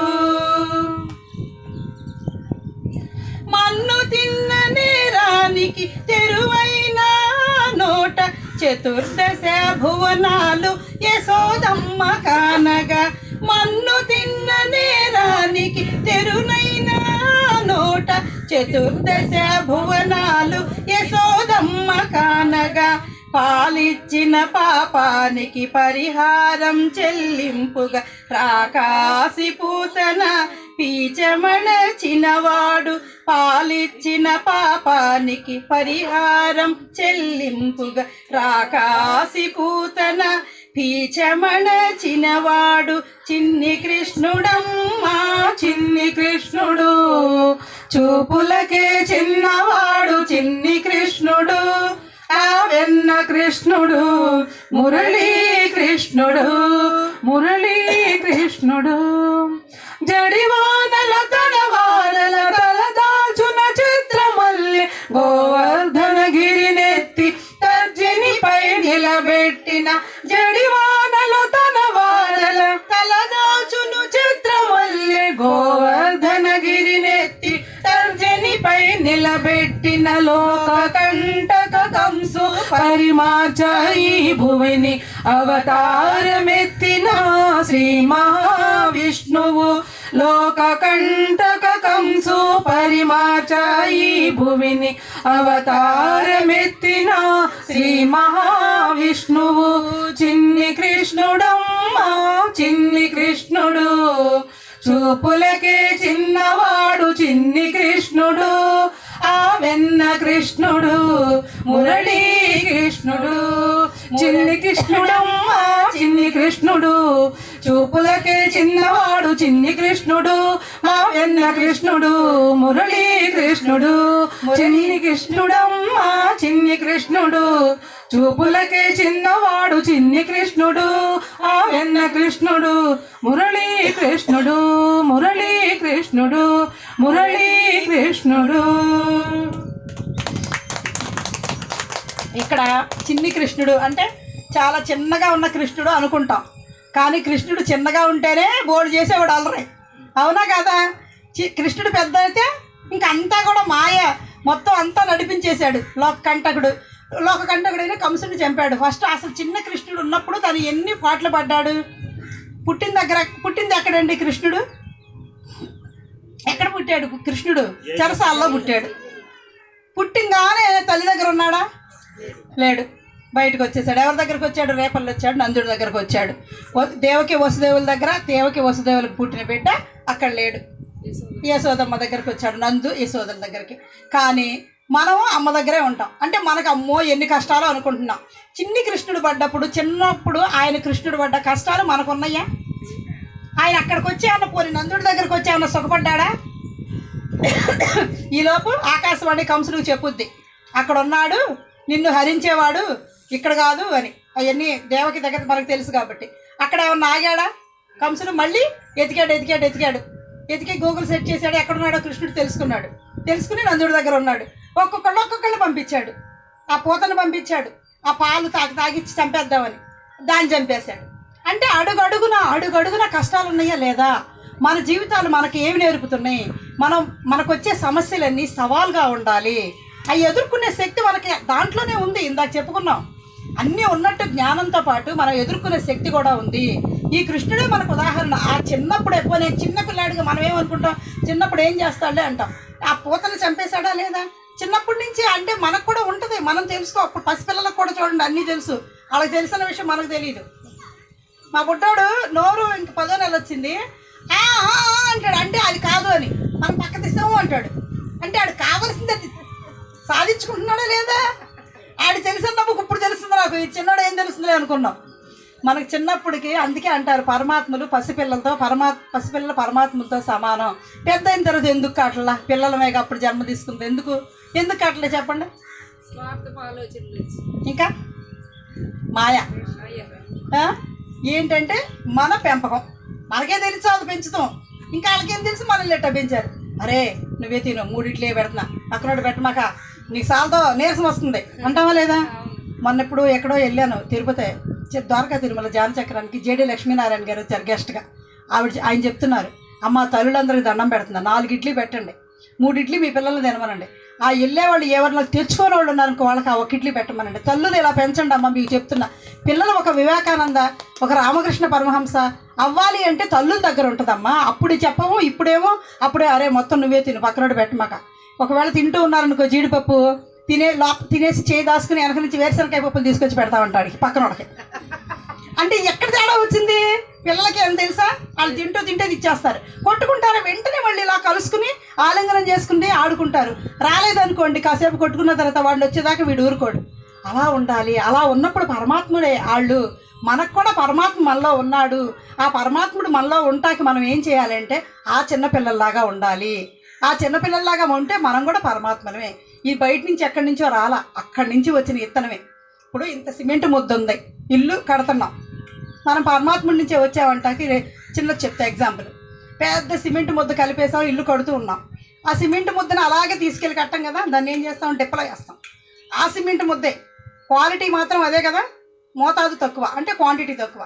దాన్ని మళ్ళీ ఆ కట్టే గోడ మీద టాపీతో వేస్తాం, అవునా? అదే సిమెంటేగా, వేరే ఇసుక వేరే సిమెంట్ కాదుగా. ఆ టాపీతో వేసింది తీసుకుంటూ అక్కడ కడుతున్నాం. అంటే మనం కూడా ఆ పరమాత్మ నుండి, ఆ మూల చైతన్యం నుండి వచ్చిన అంశాత్మలనే, వేరే కాదు. మనకి ఈ మాయ, ఈ 82 లక్షల జన్మలు ఈ జీవుడు తీసుకుని జన్మ మరణ చక్రాల్లో ఉండిపోయి ఈ పునరపి జన్మం పునరపి మరణం మాయ ఏవోలే చాలే, ఇట ఉంటే చాలే, ఇంకెందుకులే అంట ఇంకా వచ్చే జ్ఞానాన్ని కూడా కుంచుకుపోయి అలా జీవించి ఈ పరమాత్మ నేనే అన్న స్థితిని పూర్తిగా మర్చిపోయాం. ఎప్పుడైతే ఆ మహానుభావుడు వచ్చి ప్రతి మనిషి కళ్ళు మూసుకుని ఇంట్లో కూర్చుని ధ్యానం చేసుకుంటూ ఎవరినాళ్ళు తెలుసుకోండి అని చెప్పిన బ్రహ్మర్షి పితామహ పత్రిజీ కాళ్ళకి ఒకసారి అందరం కలిపి కృతజ్ఞతలు చెప్పుకోవాలి. ఎంత అద్భుతమైన గిఫ్ట్ ఇచ్చాడు. ఎక్కడికి వెళ్ళక్కర్లా, కుదరకపోతే మన ఇంట్లో మనం చేసుకోవచ్చు అని చెప్పాడు. నీకు కుదిరిన రోజున కుదిరిచేది ఎక్కడికి వెళ్ళి చేసుకోమన్నాడు ధ్యానం. అంటే మన ఇంట్లో మనం ఉండి ఎంత అద్భుతంగా ఆ పరమాత్మ నేనేను, ఆ మూల చైతన్యం నేనేను, ఇలా ఊడిపోయి వచ్చేసాం. ఉల్లిపాయ ఉంది, ఆ పొరలన్నీ తీస్తూ తీస్తూ తీస్తూ వెళ్తే లోపల గుండె ఎంత టేస్ట్గా ఉంటుంది. అది మనము. ఈ పొరలన్నీ, ఈ మాయ అనేది ఒలిస్తే అంత అద్భుతమైన ఆ లోపలదే మనము. అది ఎంతో తీయగా మధురంగా ఉంటుంది. గోంగూర పచ్చళ్ళు వేసి చూడండి, అది నంచుకుని ఎంత తెలుస్తుందో. అంటే ఆ పొరలన్నీ ఈ జీవితానికి మనం ఆపాదించుకున్న ఒక్కొక్కటి ఈర్ష్య, అసూయ, ద్వేషం, రాగం, ఇవన్నీ కూడా ఆ పైన ఆ పొరలన్నీ తీసుకుంటూ వెళ్ళిపోతే అద్భుతమైన రుచికరమైన పదార్థం మనం. ఆ పరమాత్మలు మనమేను. అది మనకు తెలియచెప్పడానికి కవులు అనేక కథల రూపంలో, కీర్తనల రూపంలో ఇచ్చారు. అది మళ్ళీ మనం ఒకసారి గుర్తు చేసుకుంటున్నాం. ఈ చిన్న కృష్ణుడు ఇంకా మన్ను తిన్న నేరానికి తెలివైన ఆనోట చెత్తుల బోనాలు యశోదమ్మ కానగా. ఈ మన్ను తిన్నాడని చెప్తాడు కదా, మనకు ఎన్ని తెలుసుగా, అమ్మ తమ్ముడు మన్ను తినంగానే విన్నాం కదా. అంటే నిజంగా మన్ను తింటాడు ఆయన. ఆ తల్లికి ఆ లోకంలో మొత్తం నేనేను అని చూపించాలి అంటే ఆ మన్ను తిన్నట్టు ఉంటాడు. ఈలో బలరావుడు వెళ్ళి వాళ్ళ అమ్మకు చెప్తాడు, అమ్మ తమ్ముడు మన్ను తింటున్నాడని. ఏది నాయన నోరు అనగానే ఆ అంటే తెలుసు కదా, మనకు సినిమాలో చూపిస్తాడు. ఏం చూపించాడు? చతుర్దశ భువనాల్ని చూపించాడు. ఈ బ్రహ్మాండం అంతా దాంట్లోనే ఉంది, ఈ కుక్షిలోను. అంటే కృష్ణుడు చిన్నగా ఉన్నప్పుడే తన లీలలో హాస్యంగాను జ్ఞానంగాను చూపించాడు. ఎన్ని కష్టాలు పొందినా ఆయన ఎప్పుడన్నా ఎక్కడన్నా కానీ బాధపడ్డ దాఖలాలు ఉన్నాయా? ఎవరన్నా విన్నామా? భాగవతం మొత్తం శోధించిన ఆయన యొక్క అద్భుతంగా ఆయన ఆనందంగా జీవించాడు, ఆనందంగా ఉండనిచ్చాడు. అబద్ధం ఎప్పుడు చెప్పలేదు, నిజం కూడా దాచాడు తప్ప ఆయన అన్నింటిలోనూ నిజము చెప్పడు. అంటే నువ్వు తెలుసుకో అంటాడు. అర్జునుడు కూడా చెప్తాడు, ఏదైనా మంచి మాట చెప్పు అంటే ఇది ఎప్పుడు శాశ్వతం కాదు అంటాడు. ఆనందమైనా ఉండదు, బాధ అయినా ఉండదు. అంటే ఆయన ఇలా విరిచి చెప్పలా, గోప్యంగా ఉంచాడు. నువ్వు తెలుసుకో, నువ్వెవరో నాకు తెలుసు, నేనెవరో నాకు తెలుసు, నువ్వే నీకు తెలియనప్పుడు నేనేం నీకు తెలుస్తూ అంటాడు. మనం ఎప్పుడైతే ధ్యానం చేస్తామో, మనం మూల చైతన్యంతో కనెక్ట్ అయినప్పుడు మనం ఎక్కడి నుంచి వచ్చాం, ఏమవుతాము, ఏం తెలుసుకుని ఏమవుతాం అంటే ఒక పూర్ణాత్మ నుంచి వచ్చిన జీవాత్మ నుంచి అంశాత్మలాగా వచ్చి మళ్ళీ మనం ఆ పూర్ణాత్మ అవడానికి ఇవన్నీ కూడా 82 లక్షల జన్మలు దాటుకుంటూ ఒకటి ముందుకెళ్ళాలి. ఇదే అని ఆ కృష్ణుడు మనకి చిన్నప్పటి నుంచి తెలియజెప్తుంటాడు. ప్రతి కీర్తనలోనూ ఉన్న అర్థం ఏంటి అంటే, యోగార్థంలో జ్ఞానకోణంలో చూస్తే మన యొక్క జీవితాలు, మన పుట్టుకలు, మనం ఉండేది ఆ మాయను ఎలా ఛేదించాలి, ఇదే ఉంటుందండి లోపలికి. మనం పాడుకున్న పాటలు, ఇప్పుడు అంతకుముందు పాడుకున్న పాటనే ఇప్పుడు మళ్ళీ పాడి చూస్తే అప్పుడు అర్థమవుతుంది. ఆ అర్థమయ్యే విధానం మనం ఎప్పుడైతే ధ్యానం చేసి జ్ఞానంతో ఉంటామో తెలుస్తూ ఉంటుంది అనమాట. అది అట్లాగే తన సజ్జని మీద నిలబెట్టాడు గోవర్ధనగిరిని. మరి అది సాధ్యమైందా లేదా ఆయనకి? మనకు కూడా అవుతుంది. మనం ఇప్పుడు ఎక్కడో ఉన్నాం, ఏదో చేస్తున్నాం, ఇక్కడికి వచ్చాం, ఇది మన స్థలం కాదు, కానీ ఇక్కడికి వచ్చి మన పిరమిడ్ అనుకుని ధ్యానం చేసుకుంటున్నామా లేదా? ఈ మాత్రం గిఫ్ట్ వచ్చిందా లేదా? సాధించుకున్నామా లేదా? మళ్ళీ హ్యాపీగా ఉంటున్నామా లేదా? రేపొద్దున మెగా పిరమిడ్ వస్తాకి ఆ ప్రకృతి సహకరిస్తుంది, అప్పుడు అదే జరుగుద్ది. ప్రతిదీ కూడా సాధన జరుగుద్ది.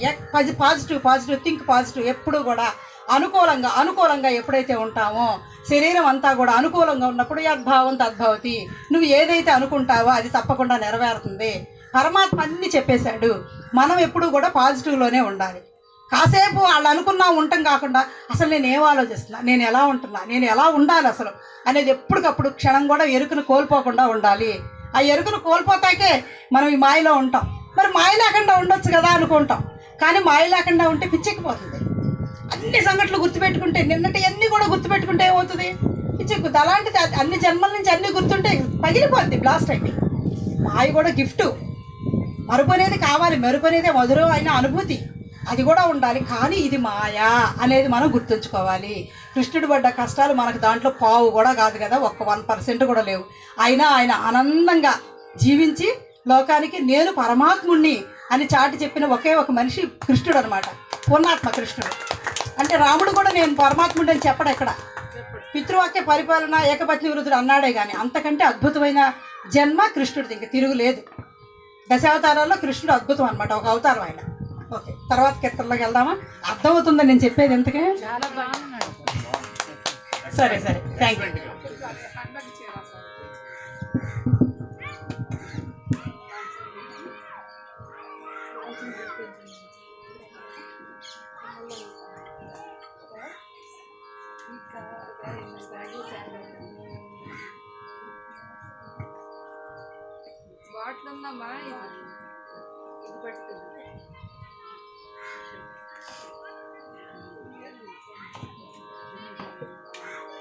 ఇప్పుడు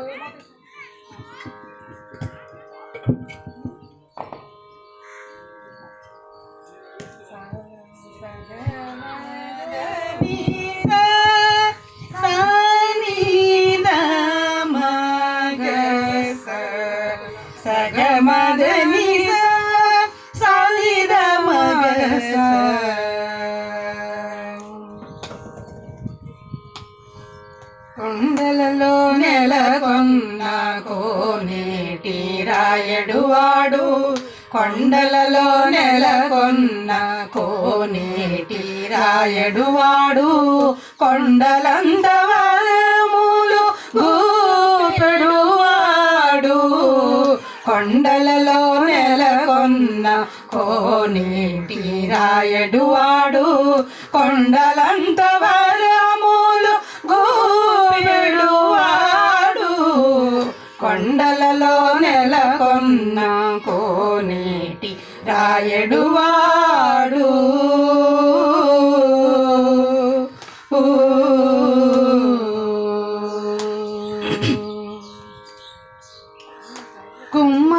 కుమ్మరదాసుడైన గురువరతి నంబి ఇమ్మన్న వరములెల్లా ఇచ్చినవాడు, కుమ్మరదాసుడైన గురువరతి నంబి ఇమ్మన్న వరములెల్లా ఇచ్చినవాడు, దొమ్ములు చేసిన ఎట్టి తొండమాంజె కురవర్తి, దొమ్ములు చేసిన ఎట్టి తొండమాంజె కురవర్తి, రమ్మన్న చోటికి వచ్చి నమ్మినవాడు, దొమ్ములు చేసిన ఎట్టి తొండమాంజె కురవర్తి, రమ్మన్న చోటికి వచ్చి నమ్మినవాడు, కొండలలో నెలకొన్న కోనేటి రాయడువాడు, కొండలంత వరములు గూపెడువాడు, కొండలలో నెలకొన్న కోనేటి రాయడువాడు.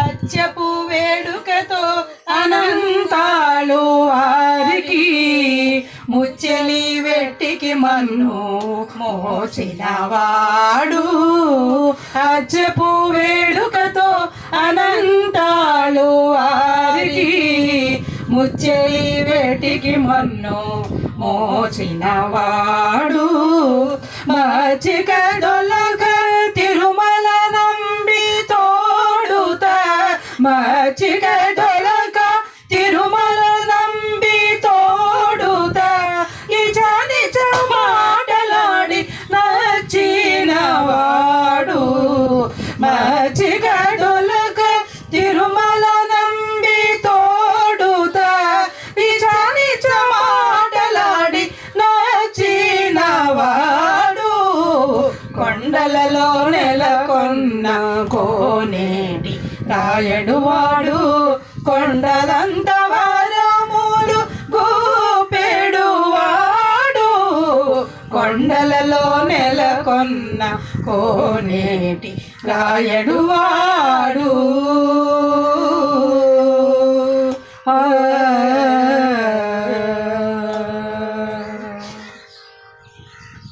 కంచిలోన నుండ తిరుకచ్చి నంబి మీద కరుణించి తన ఎడకు రప్పించినవాడు, కంచిలోన నుండ తిరుకచ్చి నంబి మీద కరుణించి తన ఎడకు రప్పించినవాడు, ఎంచనెప్పుడైనా వెంకటేశుడు మనలను, ఎంచనెప్పుడైనా వెంకటేశుడు మనలను మంచివాడై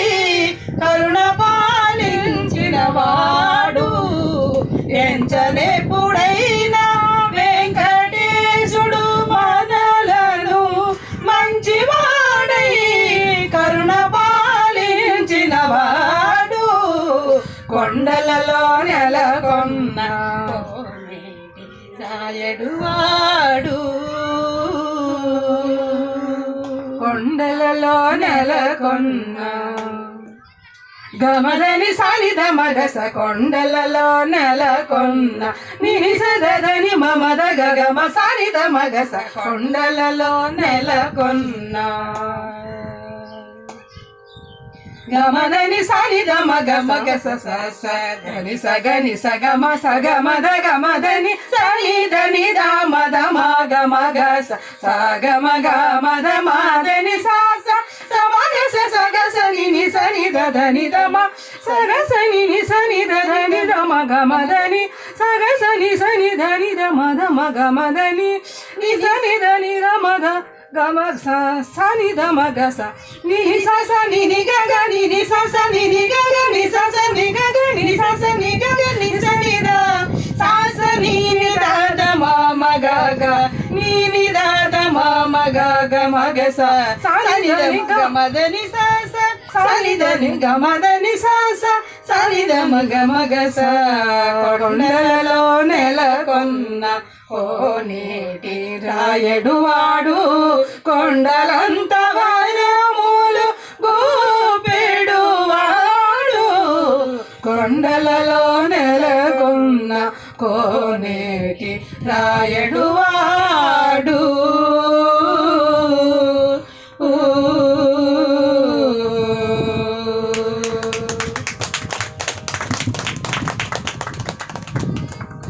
కోనేటి రాయుడు ఈ ఒక్కదాన్ని చెప్పుకుందాం యోగం అర్థంలో. కోనేరు అంటే మనకు తెలుసు కదా, ప్రతి దేవాలయానికి కోనేరు ఉంటుందా లేదా? పూర్వం ఇప్పుడు కట్టే చిన్న చిన్న గుళ్ళు కాదు. మనకి శివగంగమ్మ గుడి ఉంది, కోనేరు ఉంది, దాన్ని వాడకపోవచ్చు. పాండురంగ సంఘ గుడి ఉంది, కోనేరు ఉందా? కోనేరు అసలు కోనేరు దేనికి చిహ్నం చెప్పండి? కోనేరు ఎందుకు ఉంటుంది? గట్టిగా చెప్పండి. స్నానం కరెక్టే, కానీ దానికి ముందు ఇంకో పదం ఉంది. కోనేరు అంటే నిశ్చల స్థితికి. కోనేట్లో నీళ్లు కదలవు, చూసారుగా, చెరువులో అయినా కదులుతాయి. అంటే చెరువు కూడా ఇంచుమించు కోనేరు లాగానే, దాంట్లో ఒక రాయి వేస్తే తప్ప కదలదు, పారుదల ఉండదు కదా. కోనేరు అంటే నిశ్చల స్థితికి. నిశ్చల స్థితే కదా మనకు కావాల్సింది. ధ్యానంలో ఏ స్థితిలో ఉండాలి? కోనేరు, కోనేటి రాయుడు, ఆయన నిశ్చలంగా ఉన్న ఆ వెంకటేశ్వర స్వామి. కోనేటి రాయుడు అంటే ఆ ఆత్మలో స్థితమయ్యి నిశ్చల స్థితిలో ఆనందంగా ఏవి పట్టినట్టు అలా కూర్చుంటమే, అలా ఉండాలి అని ఆ కోనేరు మనకిచ్చారు. బయటికి స్నానం, జ్ఞాన స్నానం. అసలు కావాల్సింది జ్ఞాన స్నానం. ఆ కోనేట్లో నువ్వు పునీతమవు అంటే నువ్వు నిశ్చల స్థితిలో ఉండు. ప్రతి దాంట్లో అర్థం ఏది అంటే జ్ఞానం. ఆ ధ్యానంతో మనం ఇప్పుడు తెలుసుకుంటున్నాం, కానీ మనకు ఆ గుళ్ళ యొక్క అంతరార్థం, దేవాలయాల యొక్క అంతరార్థం పెట్టిందంతా కూడా జ్ఞాన కోణమేను. కోనేరు అంటే నిశ్చల స్థితిలో ఉండు. కోనేటి రాయుడు అంటే నిశ్చల స్థితిలో ఉన్న ఆ పరమాత్మ, ఆ పరంధామ మనం కూడా అవ్వాలి. ఇందాక చెప్పుకున్నాం కదా, 6 చక్రాలు ఎప్పుడైతే దాటుతామో ఆ 7వ చక్రంలో స్థితమై ఉంటాము, కోనేటి రాయుళ్ళు అవుతాము అని మనల్ని మనమే చెప్పుకుంటున్నాం అన్నమాట. అది అర్థమైందండి. అది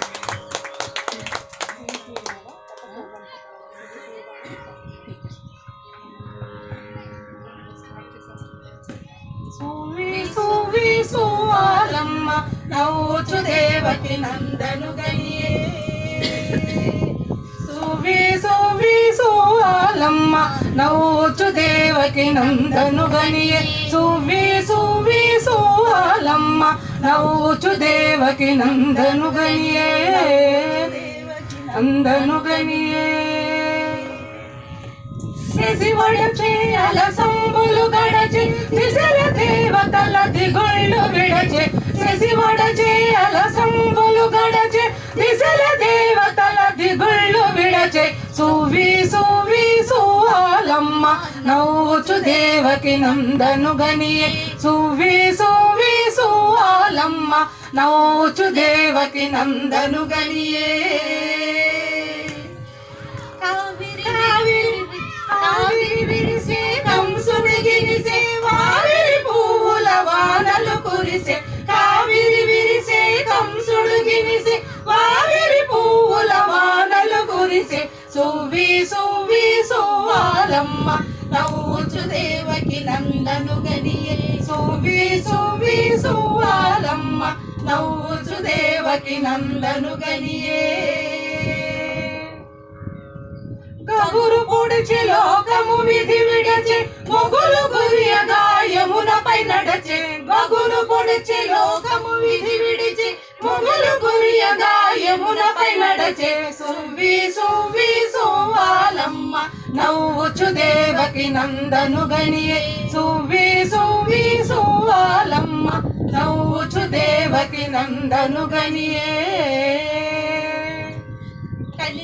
కలిజారి వెంకటపతి వీరే వంగకు అలుకలు తీరే కలిజారి వెంకటపతి మీరే నాచారమ్మకు అలుకలు తీరే సువ్వి సువ్వి సువ్వాలమ్మ నవ్వుచు దేవకి నందను గనియే సువ్వి సువ్వి సువ్వాలమ్మ నవ్వుచు దేవకి నందను గనియే నవ్వుచు దేవకి నందను గనియే నవ్వుచు దేవకి నందను గనియే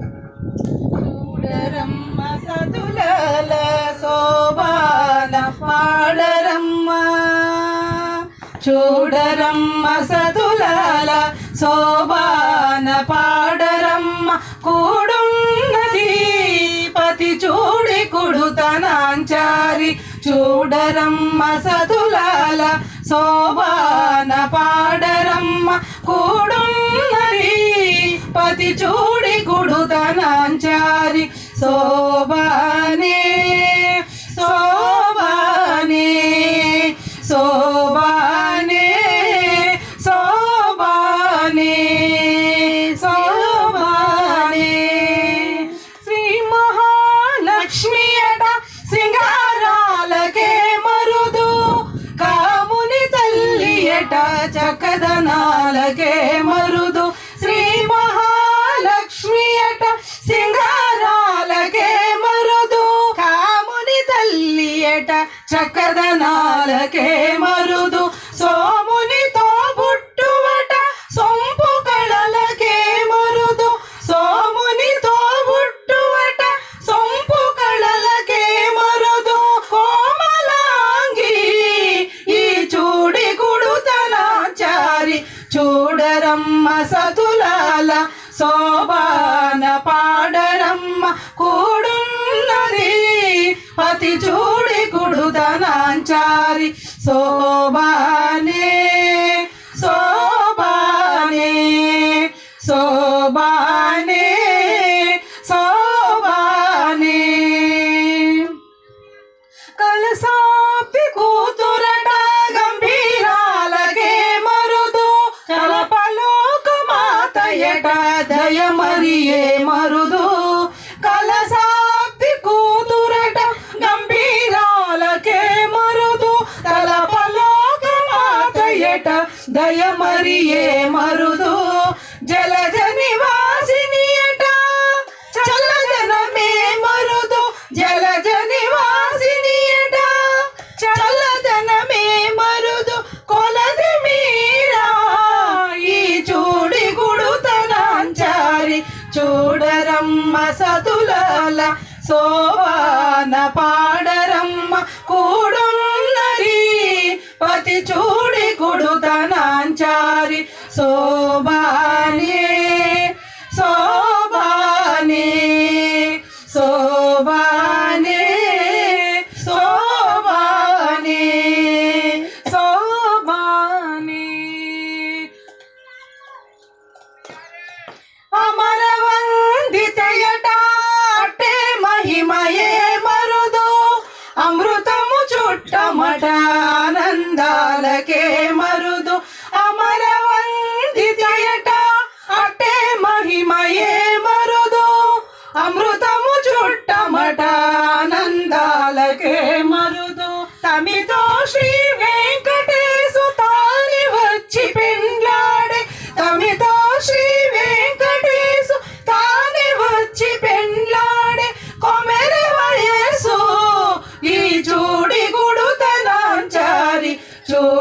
చూడరమ్మ సతులాల శోభాన పాడరమ్మ కూడున్నది పతి చూడి కుడుతనాంచారి చూడరమ్మ సతులాల శోభాన పాడరమ్మ కూడున్నది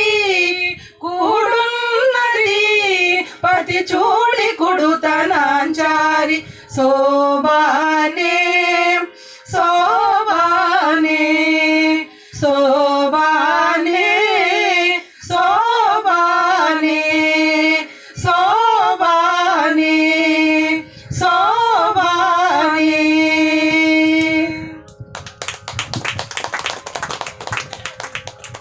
ఈ కీర్తనలో అంటే నెల్లూరు యాసలో అన్నమాచార్యులు వారు ఆ యాసతో అమ్మవారి యొక్క వైభవాన్ని, స్వామివారి యొక్క వైభవాన్ని పొగిడారనమాట. ఆ భాషలో వైభవం అంతా, వైభవాన్ని ఇంత రకరకాలుగా రాశారు. శృంగార కీర్తనలో వైరాగ్యంగా అన్ని రకరకాలుగా. ఆ నెల్లూరు యాసలో శోభాని అంటే ఆ శోభని ఎంత అందంగా చూడండి అని అందరూ అమ్మలక్కలను పిలిచి అయ్యవారిని చూపిస్తున్నట్టుగా రాశారనమాట అన్నమాచార్యులు వారు. ఆ లోపల మనం కూడా మన లోపల మనం ఆనందం చూడాలి అంటే మన లోపలికి మనం కళ్ళు మూసుకుని మన లోపల ఉన్న అంతరంగంలో శ్రీనివాసుని దర్శించుకున్నప్పుడు ఆ అందాలు కనబడతాయి. అది పైన కనపడేదంతా కూడా కంటికి కనపడేది అందం, కానీ లోపల ఆత్మానందాన్ని దర్శించుకుంటే మనకు కూడా ఆనందాన్ని స్థితం అవుతుంది. ఆనందాలు 3 కదా, విషయానందం, భజనానందం, బ్రహ్మానందం. అదే ఆత్మానందం అన్న. ఈ ఆనందం కనపడే చూపించే కాసేపు మాటల వల్ల ఒక విషయం తెలుసుకుంటాం, లేదా ఎక్కడన్నా వచ్చాము కూర్చున్నాము కాసేపు మాట్లాడుకుంటాం. ఆ ఒక విషయం నుంచి వచ్చే ఆనందం అది ఎంతసేపు ఉంటుంది? పోనీ 2 రోజులు అదంతా అలా చెప్పుకుంటానే ఉంటే ఆ రోజు ఉంటుంది, లేదా 2 రోజులు ఉంటుంది. ఒక విషయం తెలుసుకుంటే వచ్చే ఆనందం. ఆ తర్వాత భజనానందం, అదే నయనానందం కూడా. అంటే ఈ మనం చేసే భక్తి యోగము. భజనానందం, నయనానందం అంటే భజనలు, మనం చేసే భజనలు కానీ భక్తి కానీ, ఆ భక్తి యోగం నయనానందం. మనం ఇంతకు ముందు ధ్యానం తెలుసుకోక ముందు అక్కడ ఆగిపోయాం, అదే అద్భుతమైన ఆనందం అనుకున్నాం. కానీ అంతకు మించింది ఆ అన్నమాచార్యుడికి భూమి మీదకి వచ్చినప్పుడు, ఆ అన్నమాచార్యులు వారు భూమి మీదకి వచ్చినప్పుడు ఆయన ఒక పర్పస్ మీద వచ్చారు. భూమి మీదకి ఏమని చెప్పొచ్చారు? శ్రీవారికి ఆయన యొక్క కీర్తనలు రాసి ఆయన్ని పొగుడుతూ, నేను మిమ్మల్ని ఆలాపిస్తూ అందంగా మిమ్మల్ని నా మాటలతో మీకు ఈ స్వర అర్చన చేస్తూ ఉంటానని చెప్పి భూమి మీదకి వచ్చారు జన్మ తీసుకుని. ఆయన ఏం చేశాడు? ఇక్కడికి వచ్చి అన్నీ మర్చిపోయి ఎంచక్క మళ్ళాగా మనం ఇప్పుడు దాకా మాయలోనే ఉన్నాం, ఆయన కూడా యుక్త వయసు వచ్చేసిన మాయలోనే ఉంటాడు. అక్కడ అమ్మవారిని అడుగుతారనమాట శ్రీవారిని, అమ్మవారు అసలు వెళ్ళిన పని ఏంటి, ఆయన ఏం చేస్తున్నాడో చూసావా, మీరు గమనిస్తున్నారా అని. అప్పుడు ఏం చెప్తారు? శ్రీవారు వచ్చి ఉండు, ధ్యాస మళ్ళించాలి. మన ధ్యాస మళ్ళించింది ఎవరండి? గట్టి కొట్టాల్సిందే క్లాప్స్. మనం కూడా ఆ రొచ్చులో పడి మొన్న పోయిన వారం చెప్పారు మేడం, శ్లేష్మంలో పడ్డ ఏగ ఎలా కొట్టుకుంటుందో అలా కొట్టుకుంటూ ఉన్నాం. ఇదే జీవితం అంట 7 మొహాలు వేసుకుని. అలాంటప్పుడు ఇలానే ఉంటూ నీ ఆనందాన్ని నువ్వు తెలుసుకోవచ్చు అని చెప్పి మన బ్రహ్మర్షి పితామహ పత్రిజీ ఎలాగో మనల్ని ధ్యాస మళ్ళించారో, అలాగే ఆ రోజుల్లో అన్నమాచార్యులు కూడా ఆ మాయలో కాదు నాయన, నువ్వు వచ్చిన పని వేరే ఉందని అక్కడ తీసుకెళ్ళి ఇంతకంటే అందమైంది చూపిస్తా అంటాడు. అక్కడ మనకి కంటికి చూపించాలి కాబట్టి ఒక నిదర్శన అయ్యవారు స్వామివారి విగ్రహాన్ని తీసుకెళ్ళి చూపిస్తానంటాడు. ఉండదు కాక ఉండదు. మనం ఏమనుకున్నాం? నిన్నటిదాకా భజనలు చేస్తూ పూజలు చేస్తూ అదే అనుకున్నామా లేదా? అదే పరమావధి, అదే తారాస్థాయి. పూజలు బాగా చేస్తే మనకి మోక్ష ముక్తి వచ్చేస్తుంది అనుకున్నాం. కానీ మనకు అప్పుడు తెలియదు, అదే అనుకున్నాం కాబట్టి. మనకు అంతవరకే నేర్పారు పెద్దలు, అంతవరకే తెలుసు కనుక మనం ఎప్పుడైతే ధ్యానం చేస్తామో ఆ లోపల ఉన్న ఆత్మానుభూతిని అనుభవిస్తాము. ఈ 3వ ఆనందమే అదే ఆత్మానందం, బ్రహ్మానందం, సచ్చిదానందం, స్థిరమైన ఆనందం.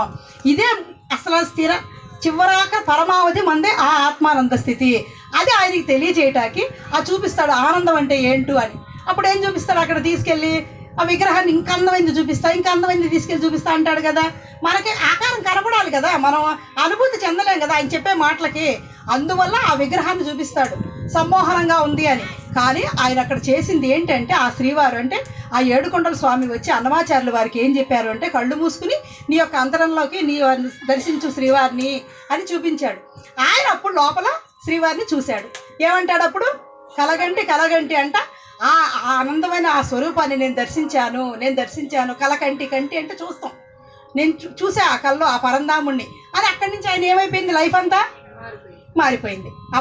మనం కూడా ఈ సంసారంలో నిర్వాణం మన గురువు గారు అందించింది ఏంటంటే, పారిపోయి హిమాలయాలకు వెళ్తే ఏమీ రాదు, మేము వెళ్ళొచ్చాం, నాకు వంద ఏమీ ఉండదు అక్కడ. మన ఇంట్లో హాయిగా ఉంటుంది. గోసంగంలో వచ్చి వారం చేసుకుంటారే హాయిగా ఉంది. హిమాలయాలకి వెళ్ళొచ్చినాడు అప్పుడు బోరే. వెళ్ళొచ్చిన రాము గారికి కూడా తెలుసు, ఫ్యామిలీతో వెళ్ళేటప్పుడు అంతా వాంతులు, వచ్చేటప్పుడు ఎప్పుడు కొంపకొద్దామా, ఆకాయ పచ్చడి వేసుకుని అన్నం తిందామా, ఇదే గోల. అక్కడ అది ఉండదు. ఎంత హాయిగా మనకు పత్రిజీ అట్లాగే ఆయన కూడా వైరాగ్యం వచ్చి కాదు, ఈ పుస్తకాలు ఆయన 1,00,000 పుస్తకాలు చదివాడు. ఆయన కాంపిటేటివ్ ఎగ్జామ్స్ ఐఏఎస్ ప్రిపేర్ అయినప్పుడు ఈ ధ్యానం పుస్తకాలు కూడా దాంట్లోనే పరిచయం అవుతాయి. అప్పుడు ఆయనకి మబ్బులడిపోయినాయి అనమాట. ఇది కాదు అంటే ఆయనకు అనిపించిందంట ఒకసారి హిమాలయాలకు వెళ్ళిపోయి ఉంటే హాయిగా ఉంటుందని. ధ్యానంలోకి వెళ్ళి 3 గంటల ధ్యానం చేయగానే దర్శించుకున్నాడంట. చిచ్చి అక్కడ ఏమీ లేదు, ఇక్కడే ఉంది, ఇక్కడే చేసుకుంటూ సంసారంలో నిర్వాణము మనం చేసుకుంటూ కూడా మనం తరింప చేసుకోవచ్చు. పోతులూరి వీరబ్రహ్మేంద్ర స్వామి ఏం చేశాడు? సంసారంలోనే నిర్వాణం ఆయన. అదే కదా పొందింది. పుట్టపర్తి షిరిడి బాబా ఏం చేశాడు? తను తానుంటూ భక్తులు ముద్రిస్తూ తాను కైవల్యం పొందాడు కదా. అంటే సమాధి స్థితి, సమాధానాలు తెలుసుకునే స్థితి అయ్యాడు కదా. వీరబ్రహ్మం గారు చెప్పింది అదే. అంటే వాళ్ళు సంసారాన్ని వదల్లా. ఇంకా బాబా గారంటే పెళ్ళిళ్ళు చేసుకోలేదు ఈ యేసుప్రభువును, అలా. కానీ పోతులూరి వీరభద్ర స్వామి ఏం చేశాడు? ఆయన సంసారం నిర్వాణం ఆయన కూడా పొందాడు. మన పత్రిజీ కూడా మీరు హిమాలయాలకు వెళ్ళిపోకర్లా, ఈ వస్త్రాన్ని కట్టుకుని ఈ బట్టలన్నీ కాషాయం కట్టుకుని వెళ్ళక్కర్లేదు, హాయిగా ఆనందంగా ఉంటూ ఆత్మానంద స్థితి, విషయానందం భజనానందం కాకుండా ఇంకో ఆనందం ఉంది. ఆ బ్రహ్మానంద స్థితి మనం ఇంట్లో పొందొచ్చు. ఇది మన గౌతమ్ బుద్ధుడు కూడా 2500 సంవత్సరాల క్రితం ఇంట్లోంచి పారిపోయి వెళ్ళిపోయిన తర్వాత ఆయన సిద్ధి పొందుతాడు, నానా అవసరాలు పడిపోతాడు, శరీరం అంతా శుష్కించిపోయి పడిపోతాడు సొమ్మసిల్లి. అప్పుడు సుజాత అని ఆవిడ పాయసం ఇస్తే, నువ్వు అసలు శరీరం నిలబెట్టుకుంటే కదా నువ్వు ఏదైనా సాధించాలని తెలుస్తుందంటది. అప్పుడు ఆయన నిలబెట్టుకుని పొందిన తర్వాత మళ్ళీ వచ్చి జ్ఞానోపదేశం చేసి రాజ్యంలోకి వస్తాడు. అప్పుడు అంటది భార్య, ఇలా వెళ్ళిపోతేనే వైరాగ్యం వస్తుందా అని. కాదు, వెళ్ళిన తర్వాత తెలిసింది నాకు అంటాడు. వీళ్ళందరూ మన చరిత్రలో తెలుసుకుని చదివి విని మనం తెలుసుకోవాల్సింది ఏంటి అంటే, ఎక్కడ పరిగెత్తక్కర్లా, నిదానమే ప్రధానము. పరిగెత్తి పాలు తాగుతాం కంటే నిలబడి నీళ్లు తాగుతాం ఉత్తమం. అంటే మన సంసారంలో, మన ఇంట్లో, మన అత్తమామలకు ఒక బిడ్డగా, కోడలుగా, తల్లిదండ్రులకు బిడ్డగా, భర్తకి భార్యగా, పిల్లలకు తల్లిగా ఎన్ని బాధ్యతలు అయితే ఇంట్లో చేసుకుని ఆ తర్వాత మన ఖాళీ దొరికినప్పుడు ధ్యానం చేసుకుని ఆ ధ్యానం చేసేటప్పుడు ఆ ఇంట్లో ఉన్న బాధ్యతల్ని ఆ బాధ్యత చేయటానికి నేనున్నా. ఇప్పుడు అంతే చేస్తున్నాను అనుకో, చేయలేక వాళ్ళ కోసం చేస్తున్నా. ఇప్పుడు నువ్వు వదిలితే కనుక నీ ఎప్పుడు టీ అంటున్నావా, అసలు వెళ్ళిపోతున్నాను ధ్యానం క్లాస్కి అనుకుందాం. ఆ ఇంట్లో ముసలమ్మలు అత్తలు ఉంటారు అనుకో, అమ్మా కొంచెం టీ పెట్టి ఇవ్వమ్మా, మళ్ళీ ధ్యానంకి వెళ్ళి ఎప్పుడు 6 అయిపోద్ది అంటుంది అనుకో. ఏంటి నేను అసలు ఆదివారం నన్ను ధ్యానానికి వెళ్ళేమో అన్నామనుకో, మనం ఇక్కడికి వచ్చి గంట నిశ్చల స్థితిలో ధ్యానం చేసినా మనకి 0 మార్కులే వస్తాయి. ఆ పరమాత్ముడు చూస్తూ ఉంటాడు. పైన సీసీ కెమెరాలు పెట్టేశారు. ఏమంటాడు? చిత్తంలో గుప్తంగా ఉన్నవాడే చిత్రగుప్తుడు. ఇక్కడ చూస్తూ ఉంటాడు లెక్క, ఏమి రాశాడు, ఏం చేశాడని. నీకు ఇచ్చిన బాధ్యతని నువ్వు ఎప్పుడైతే చేయలేదో నీకు మా పాస్ అవ్వం. అదే క్లాసులో మళ్ళీ ఇంకా కష్టంగా ఉంటుంది క్వశ్చన్ పేపర్. అంటే మళ్ళీ జన్మ ఎలా ఉంటుందంటే, ఒక అత్త కాదు, ఒక మా అత్త మామ భర్త ఆడపడుచులు మొట్టేవాళ్ళు వస్తారు. అప్పుడు ఇంకా ఏడుస్తూ చూసే కంటే ఇప్పుడు ఆనందంగా ఉండొత్తయ్యా, ఇవాళ కొంచెం పెందలకాడ ఇచ్చేస్తాను, నేను ధ్యానం క్లాస్కి వెళ్ళాలి అని ఆ అత్తమావలకి ఇంట్లో ఏ బాధ్యతలు అయితే ఉన్నాయో ఆ బాధ్యతలు మనం హ్యాపీగా ఆనందంగా ఇది చేస్తాకే నేనున్నా అంతే అంకిత భావంతో ఎప్పుడైతే చేస్తామో పరమాత్ముడు చూస్తూ ఉంటాడు. అంతెందుకండి, మన ఇంట్లో చిన్న పిల్లలు ఉంటారు, అంతే అప్పుడే నడకొచ్చే పిల్లాడికి ఈ గ్లాస్ అక్కడ పెట్టారా అంటే ఆడు పెడతాడా లేదా అని మనం చూస్తామా లేదా? చూస్తాం. వాడు నీట్గా చక్కగా దాంట్లో ఉన్న నీళ్లు ఆ షింక్లో పోసేసి ఆ గ్లాస్ అక్కడ పెట్టొస్తే మనకి ఎంత ఆనందం. అక్కడ వాడు ఏం చేశాడు? మనకు రాదా ఆ పని?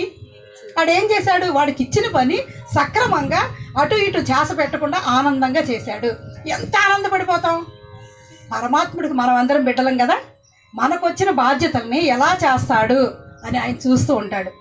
మనం ఎప్పుడైతే ఆనందంగా అత్తయ్య ఉండు ఇస్తున్నా, నీకు ఇంకా రోజు కంటే ముందు ఇస్తా, ఎందుకంటే నేను ధ్యానం క్లాస్కి వెళ్ళాలి, ఇంకా ఏమన్నా కావాలా, ఇంకా ఏమన్నా ఉంటే ఇదిగో మంచినీడు గ్లాస్ ఇక్కడ ఉంది, ఇదిగో మీరు చదువుకుంటారా, ఇదిగో పుస్తకం, లేదంటే ధ్యానం చేసుకోండి, లేదా ఏదైనా టీవీ చూస్తూ ఉండండి, నేను ధ్యానం క్లాస్కి వెళ్ళి వస్తా అని ఆవిడకి ఇచ్చే టైం కంటే ఇంకా 10 నిమిషాల ముందే ఆ కాఫీ ఇచ్చి వచ్చామనుకో, పరమాత్ముడు మనకి మనం పిల్లాడిని చూసినప్పుడు ఎలా అయితే ఆనందం పొంది మనకు మార్కులు వేసామో, మనం చేసే పనులకి మనం చేసే బాధ్యతలకి ఆ పరమాత్ముడు మనకు ఆ మార్కులు వేస్తాడు. మనకు వచ్చే బాధ్యతలన్నీ అయ్యాను ఇళ్లలో. ఇంతకంటే కృష్ణుడు ఇందాకే చెప్పుకున్నాం, ఆయనకంటే కష్టాల గురించినే మనకి గోడు సుఖం. ఏసీలు ఉన్నాయి, అప్పుడు ఇంకా ఏసీలు కూడా లేవు. గంట కళ్ళు మూసుకుని ఏసీలో కూర్చొని ధ్యానం చేసుకోవచ్చు ఇప్పుడు మనం, అవునా కదా? అయినా మనం ఏంటో ఎప్పుడు చూసినా ఆ లెక్కలు ఈ లెక్కలు వేసుకుంటా చూస్తుంటాం జాసనే. ఆ ఉన్న టయాన్ని సద్వినియోగం చేసుకోవాలి. ఆ బ్రహ్మానంద స్థితిని మనం ఇంట్లో కూడా పొందొచ్చు అని ఆ యశోదర అడిగినప్పుడు ఆ గౌతమ బుద్ధుడు చెప్తాడు. అక్కడంతా ఏడ్చేడ్చి తిరిగి వచ్చి తర్వాత ఏమీ లేదు, ఇక్కడ కూడా చేసుకోవచ్చు అని తెలిసింది అని. వాళ్ళందరూ మన పత్రిజీ ఏంటి, బుద్ధుడు ఏంటి, వీళ్ళందరూ కూడా ఎంత సాధన చేసి శోధన చేసి అంటే సెర్చ్ చేశారు, ఎక్కడే ఉంది ఎక్కడే ఉంది ఎక్కడే ఉంది ఆ తెలుసుకుని అది ఎలా ఇంప్లిమెంట్ చేసి అప్పుడు మనకి ఇచ్చారు. ఇది శ్వాస మీద ధ్యాస చేసుకోండి, ఇంట్లో కూర్చుని ఆనందంగా మిమ్మల్ని మీరు ఉద్ధరించుకుంటాక అద్భుతమైన తారక మంత్రము ఈ శ్వాస మీద ధ్యాస పట్టుకుని చేసుకుంటూ వెళ్తే ఆనంద స్థితి ఎక్కడో లేదు. విషయానందం అంటే ఈ బ్రహ్మానందం మూడోది, మధ్యలో ఒకటి నయనానందం భజనానందం అన్నాం. ఇన్నాళ్ళు అక్కడే ఆగాం మనం. అది కాకుండా ఆత్మానంద స్థితి ఉంది, ఇదే బ్రహ్మానంద స్థితిని చేరుస్తుంది, ఇదే కైవల్యం, ఇదే మోక్షం అని చెప్పేది మన ఇంట్లో ఉండి కూడా చేసుకోవచ్చు అని ఈ భూమి మీదకి వచ్చి మళ్ళీ మనల్ని ఉద్ధరిస్తాకు వచ్చిన మన గురువు గారు చెప్పిన దానికి మనం గురువు గారికి ఒకసారి మళ్ళీ క్లాస్ కొడుతున్నాం. అంటే అద్భుతంగా వాళ్ళంతా దాన్ని చేసేసి రిజల్ట్ ఇచ్చేసి మనకు ఫ్రూట్ ఇచ్చారు, ఇది చేసుకోండి హ్యాపీగా. దీనికోసం మళ్ళీ మనం ప్రయోగాలు చేయక్కర్లా, వాళ్ళు చేసేసారు ఆ ప్రయోగాలన్నీ. కాబట్టి ఇట్లా మనం హాయిగా చేసుకోవచ్చు ఆత్మానంద స్థితిని. అదే అన్నమాచార్యుడు రాశాడు. ఆ అన్నమాచార్యుని కూడా ఆ మేలు కొలిపి ఆ మాయలోంచి బయటికి తీసుకొచ్చి ఆ శ్రీవారు అందించాడు. అందించినప్పుడు ఆయన వచ్చేసాడు. మళ్ళీ వైరాగ్యం అక్కర్లేదు, నాకు వైరాగ్యం కావాలి, నాకు ఇంకా మళ్ళీ సంసారం వద్దన్నాడు. పత్రిజీ ఇందాక మనం చెప్పుకున్నాం, నాకు అత్తగారు కాఫీ ఇవ్వను బఫీ ఇవ్వను, ఇంకా ధ్యానం క్లాస్కి వెళ్ళిపోయాం అనుకున్నాం అనుకో. మళ్ళీ వచ్చాడా వెంకటేశ్వర, మళ్ళీ పెళ్లి చేశాడా లేదా? నీకు అనిపించిన బాధ్యతలు భూమి మీదకి వచ్చినప్పుడు అన్నీ పూర్తి చేయాల్సిందే, ఏ ఒక్కటి దానికి ఎస్కేప్ అవ్వకూడదు. ఇప్పుడు మనం చేసేదన్నీ కూడా అదే ఆనందంగా ఇంట్లో చేయాల్సిన పనులు చేసుకొస్తూ మన పనులు చేసుకుంటున్నాము. అదే అన్నమాచార్యుడికి కూడా మళ్ళీ ఆ స్వామి వచ్చి ఆ మబ్బులు వదిలిచ్చి ఆ నిజమైన ఆనంద స్థితిని మేలుకొల్పి, అందరికీ ఉంది, మనం కూడా కళ్ళు మూసుకుని మేలుకొల్పుతున్నాం. అదే ఆయన కూడా మేలుకొల్పి మళ్ళీ వెళ్ళిపోతాడు. ఆ తర్వాత మళ్ళీ వచ్చి పెళ్లి చేసి మళ్ళీ వెళ్ళిపోతాడు. అప్పుడు ఆయన పని పూర్తి చేసుకుంటాడు అనమాట. అర్థమైందండి? యోగా అర్థంలో తీసుకున్నప్పుడు మనకు ప్రతి కీర్తనలో కూడా ఆ అర్థం వేరేగా తెలుస్తుంది. మనం ధ్యానం చేసి ఆ జ్ఞానం సంపాదించుకునే కొద్దీ మన యొక్క చూసే దృష్టి కూడా మారుతుంది. ఆ మారటానికే మన ఈ సత్సంగాలు, ధ్యానాలు, ఆచార్య సాంగత్యం ఇవన్నీ చేసుకునేదంతా దానికే. మరొకసారి ఇంకో కీర్తనలోకి వెళ్దాం.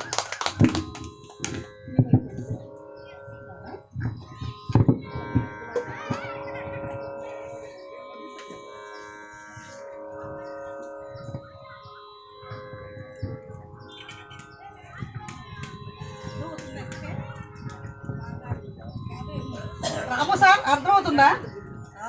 పర్వాలేదా?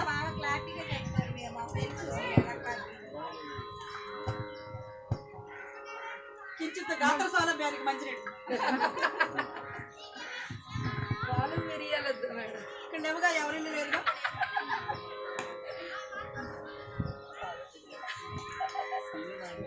వెంకటేశ్వరం గారి వద్దు, మనకి కావాలా మేడం? మనకు అందుకో రెడీగా ఉంది. మీరు వినడమే మా మహద్భాగ్యం. ఎందుకంటే పారిపోకుండా కూర్చున్నారు. ఇప్పుడు ఆన్ చేస్తాం. ఈడగు పెండ్లి ఇద్దరి చేసేము ఈడగు పెండ్లి ఇద్దరి చేసేము చెడలాల ఇది చెప్పరుగా. ఈడగు పెండ్లి ఇద్దరి చేసేము చెడలాల ఇది చెప్పరుగా, చెడలాల ఇది చెప్పరుగా. పచ్చిక బయళ్ళ పడతి ఆడగా ముచ్చట కృష్ణుడు మోహించి, పచ్చిక బయళ్ళ పడతి ఆడగా ముచ్చట కృష్ణుడు మోహించి, వెచ్చపు భూదండ వేసి వచ్చనట గచుల నాతని కానరుగా. వెచ్చపు భూదండ వేసి వచ్చనట గచుల నాతని కానరుగా. ఈడగు పెండ్లి ఇద్దరి చేసేము చెడలాల ఇది చెప్పరుగా, చెడలాల ఇది చెప్పరుగా. ముత్యపు ముంగిట ముదిత నడువగా ఉత్తముడే చెలివురమునను, ముత్యపు ముంగిట ముదిత నడువగా ఉత్తముడే చెలివురమునను, చిత్తరువు రాసి చెలగి వచ్చెనొళ జొత్తువారీటు చూపరుగా. చిత్తరువు రాసి చెలగి వచ్చెనొళ జొత్తుమానీటు చూపరుగా. ఈడ ఈడగు పెండ్లి ఇద్దరి చేసేము చేడలాల ఇది చెప్పరుగా చేడలాల ఇది చెప్పరుగా కొత్త చవికతో కొమ్మ నిలిచితే పొత్తున తలవ్రాలు ఓసెనట కొత్త చవికతో కొమ్మ నిలిచితే పొత్తున తలవ్రాలు ఓసెనట ఇత్తల శ్రీ వెంకటేశుడు నవ్వుచు హత్తి సతి గూడె పాడరుగా ఇత్తల శ్రీ వెంకటేశుడు నవ్వుచు హత్తి సతి గూడె పాడరుగా ఈడగు పెండ్లి ఇద్దరి చేసేము చేడలాల ఇది చెప్పరుగా ఈడగు పెండ్లి ఇద్దరి చేసేము చేడలాల ఇది చెప్పరుగా చేడలాల ఇది చెప్పరుగా చేడలాల ఇది చెప్పరుగా చేడలాల ఇది చెప్పరుగా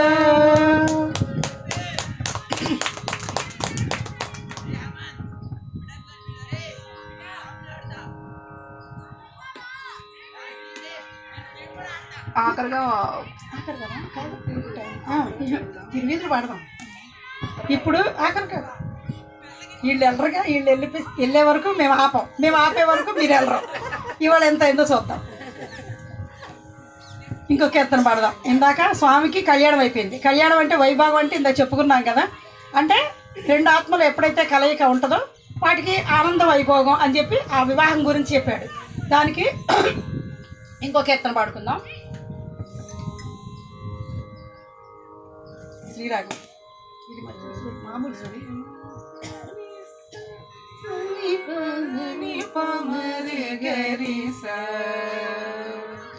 తిరువీధుల మెరసి దేవదేవుడు తిరువీధుల మెరసి దేవదేవుడు గరిమల మించిన సింగారముల తోడను తిరువీధుల మెరసి దేవదేవుడు గరిమల మించిన సింగారముల తోడను తిరువీధుల మెరసే దేవదేవుడు దేవదేవుడు తిరుదండలపై నేగే దేవుడిదే తొలినాడు సిరుల రెండవ నాడు శేషుని మీద తిరుదండలపై నేగే దేవుడిదే తొలినాడు సిరుల రెండవ నాడు శేషుని మీద మురిపేన మూడవ నాడు ముత్యాల పందిరి క్రింద మురిపేన మూడవ నాడు ముత్యాల పందిరి క్రింద పొరి నాలుగో నాడు పూకో వెలలోన మురిపేన మూడవ నాడు ముత్యాల పందిరి క్రింద పొరి నాలుగో నాడు పూకో వెలలోన తిరువీధుల మెరసే దేవదేవుడు దేవదేవుడు గ్రక్కన ఐదవ నాడు గరుడుని మీద ఎక్కెను ఆరవ నాడు ఏనుగు మీద గ్రక్కన ఐదవ నాడు గరుడుని మీద ఎక్కెను ఆరవ నాడు ఏనుగు మీద చొక్కమై ఏడవ నాడు సూర్య ప్రభలోనను చొక్కమై ఏడవ నాడు సూర్య ప్రభలోనను ఎక్కువ తేరును గుర్రమెనిమిదో నాడు చొక్కమై ఏడవ నాడు సూర్య ప్రభలోనను ఎక్కువ తేరును ఎనిమిదో నాడు తిరువీధుల మెరసే దేవదేవుడు దేవదేవుడు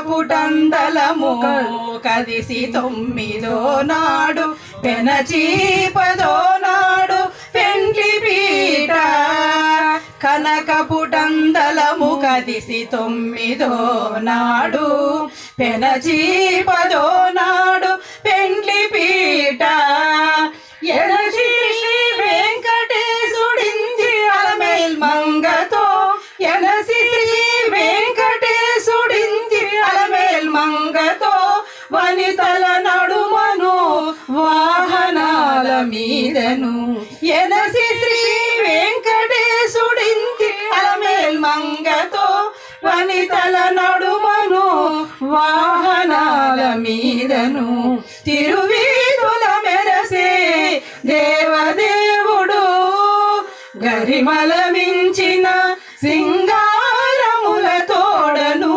తిరువీధుల మెరసే దేవదేవుడు దేవదేవుడు దేవదేవుడు.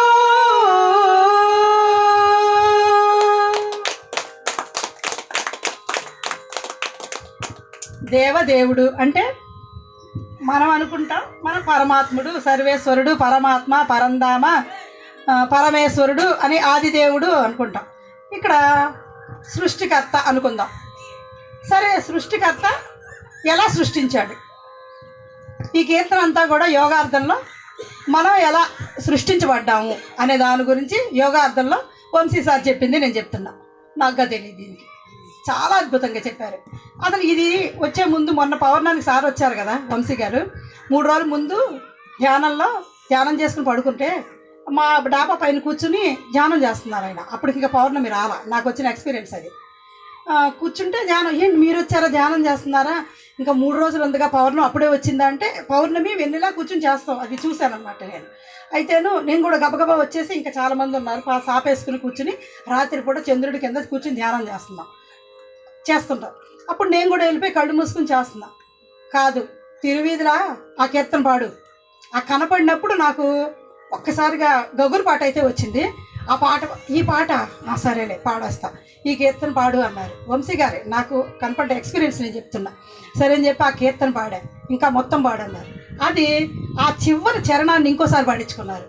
పాడించుకుని దానికి స్వరం, అర్థం అన్నీ చెప్పారు దాంట్లో. అసలు నమ్మలేకపోయా. తర్వాత 3 రోజులకు కానీ పౌర్ణానికి ఆయన వచ్చారు, అయిపోయింది. ఆ తర్వాత మళ్ళీ ఈ కీర్తన గ్రూపులో పెట్టారు మాకు.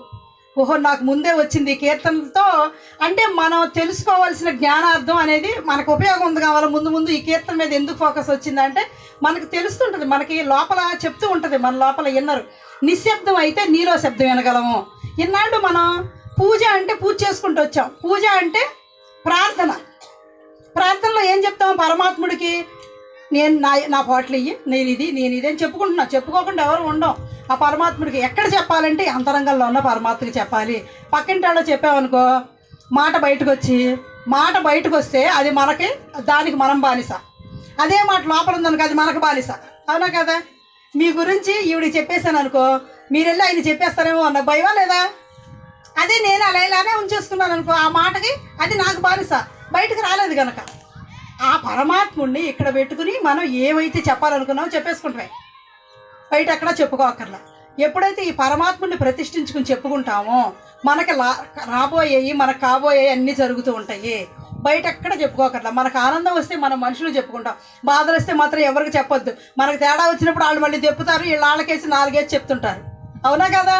మనం ఎక్కడ ఏం చెప్పుకోకూడదు. మనకు పరమాత్ముడిలో ఉన్న, మన అంతరంగంలో ఉన్న పరమాత్ముడు చెప్పుకోవాలి. ఎందుకంటే మనం తేలిక అవ్వాలి. ఇప్పుడు పావని మేడం చెప్పేది అంతకుముందు ఎక్స్పీరియన్స్లు, ధ్యానంకి రాకముందు గుళ్ళోకి వెళ్ళి అమ్మవారితో పోటాడేదంట, నాకు సొంత ఇల్లు కావాలని. నిజంగా ఇచ్చింది అమ్మవారు. తమాషా కాదు, మనం అనుకుంటాం కానీ అద్భుతం కదా. అడిగేటప్పుడు మనం త్రికరణ శుద్ధిగా అడుగుతున్నావా లేదా? ఆవిడ అడుగుంటుంది, అందుకే వచ్చింది. కాకపోతే వాళ్ళకైతే రేపు మనకు కూడా మనకేం కావాలో మనకి ఇస్తాడు ఆ పరమాత్ముడు. ప్రార్థన అంటే అడగడం. అయితే ఇచ్చేది ఎలా తెలుసుకుంటామంటే ధ్యాన క్లాప్స్ కొడతాం.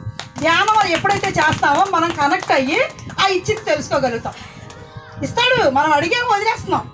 మనం అడిగి మళ్ళీ ఎప్పుడైతే ధ్యానం చేస్తామో, అదే ఇన్నాళ్ళు మనం పూజ చేసాం, అదే ప్రార్థన. అప్పుడు మనం అడిగేసాం ఏం కావాలి ఏంటని. ఇప్పుడు మనం ధ్యానం చేస్తున్నాం, మనం ఇస్తున్నాడు అయినా మనం పుచ్చుకుంటున్నాం. ఇదే ప్రార్థనకి ధ్యానానికి తేడా. ఇన్నాళ్ళు చేసే భక్తి యోగంలో అంతా కూడా ప్రార్థన చేసుకుంటూ వచ్చాం. అదే ఎప్పుడైతే ధ్యానం చేస్తామో ఆ ఇచ్చేది తీసుకుంటున్నాం. అంతే కదా? ధ్యానం సత్యజ్ఞాన ప్రసాదిని అంటే ఆ జ్ఞానాన్ని మనకు కావాల్సిందంతా ధ్యానంలో తెలుసుకుంటున్నాం, అప్లై చేసుకుంటున్నాం. ఇన్నాళ్ళు అడిగాం ఇవ్వలేదు అంటున్నాడు.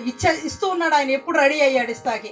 మనం అడగంగానే ఆయన ఇస్తాకి రెడీ అయ్యాడు. మనం ధ్యానం చేయలేదు కాబట్టి మనం సుముఖంగా లేవు ఆ తీసుకుంటాకి. ఎప్పుడైతే ధ్యానం చేస్తామో మనం అర్హత సంపాదిస్తాం ఆ తీసుకుంటాకి. ఆ తీసుకునేది ఇప్పుడు మనం అందరం పట్టుకుంటున్నాం.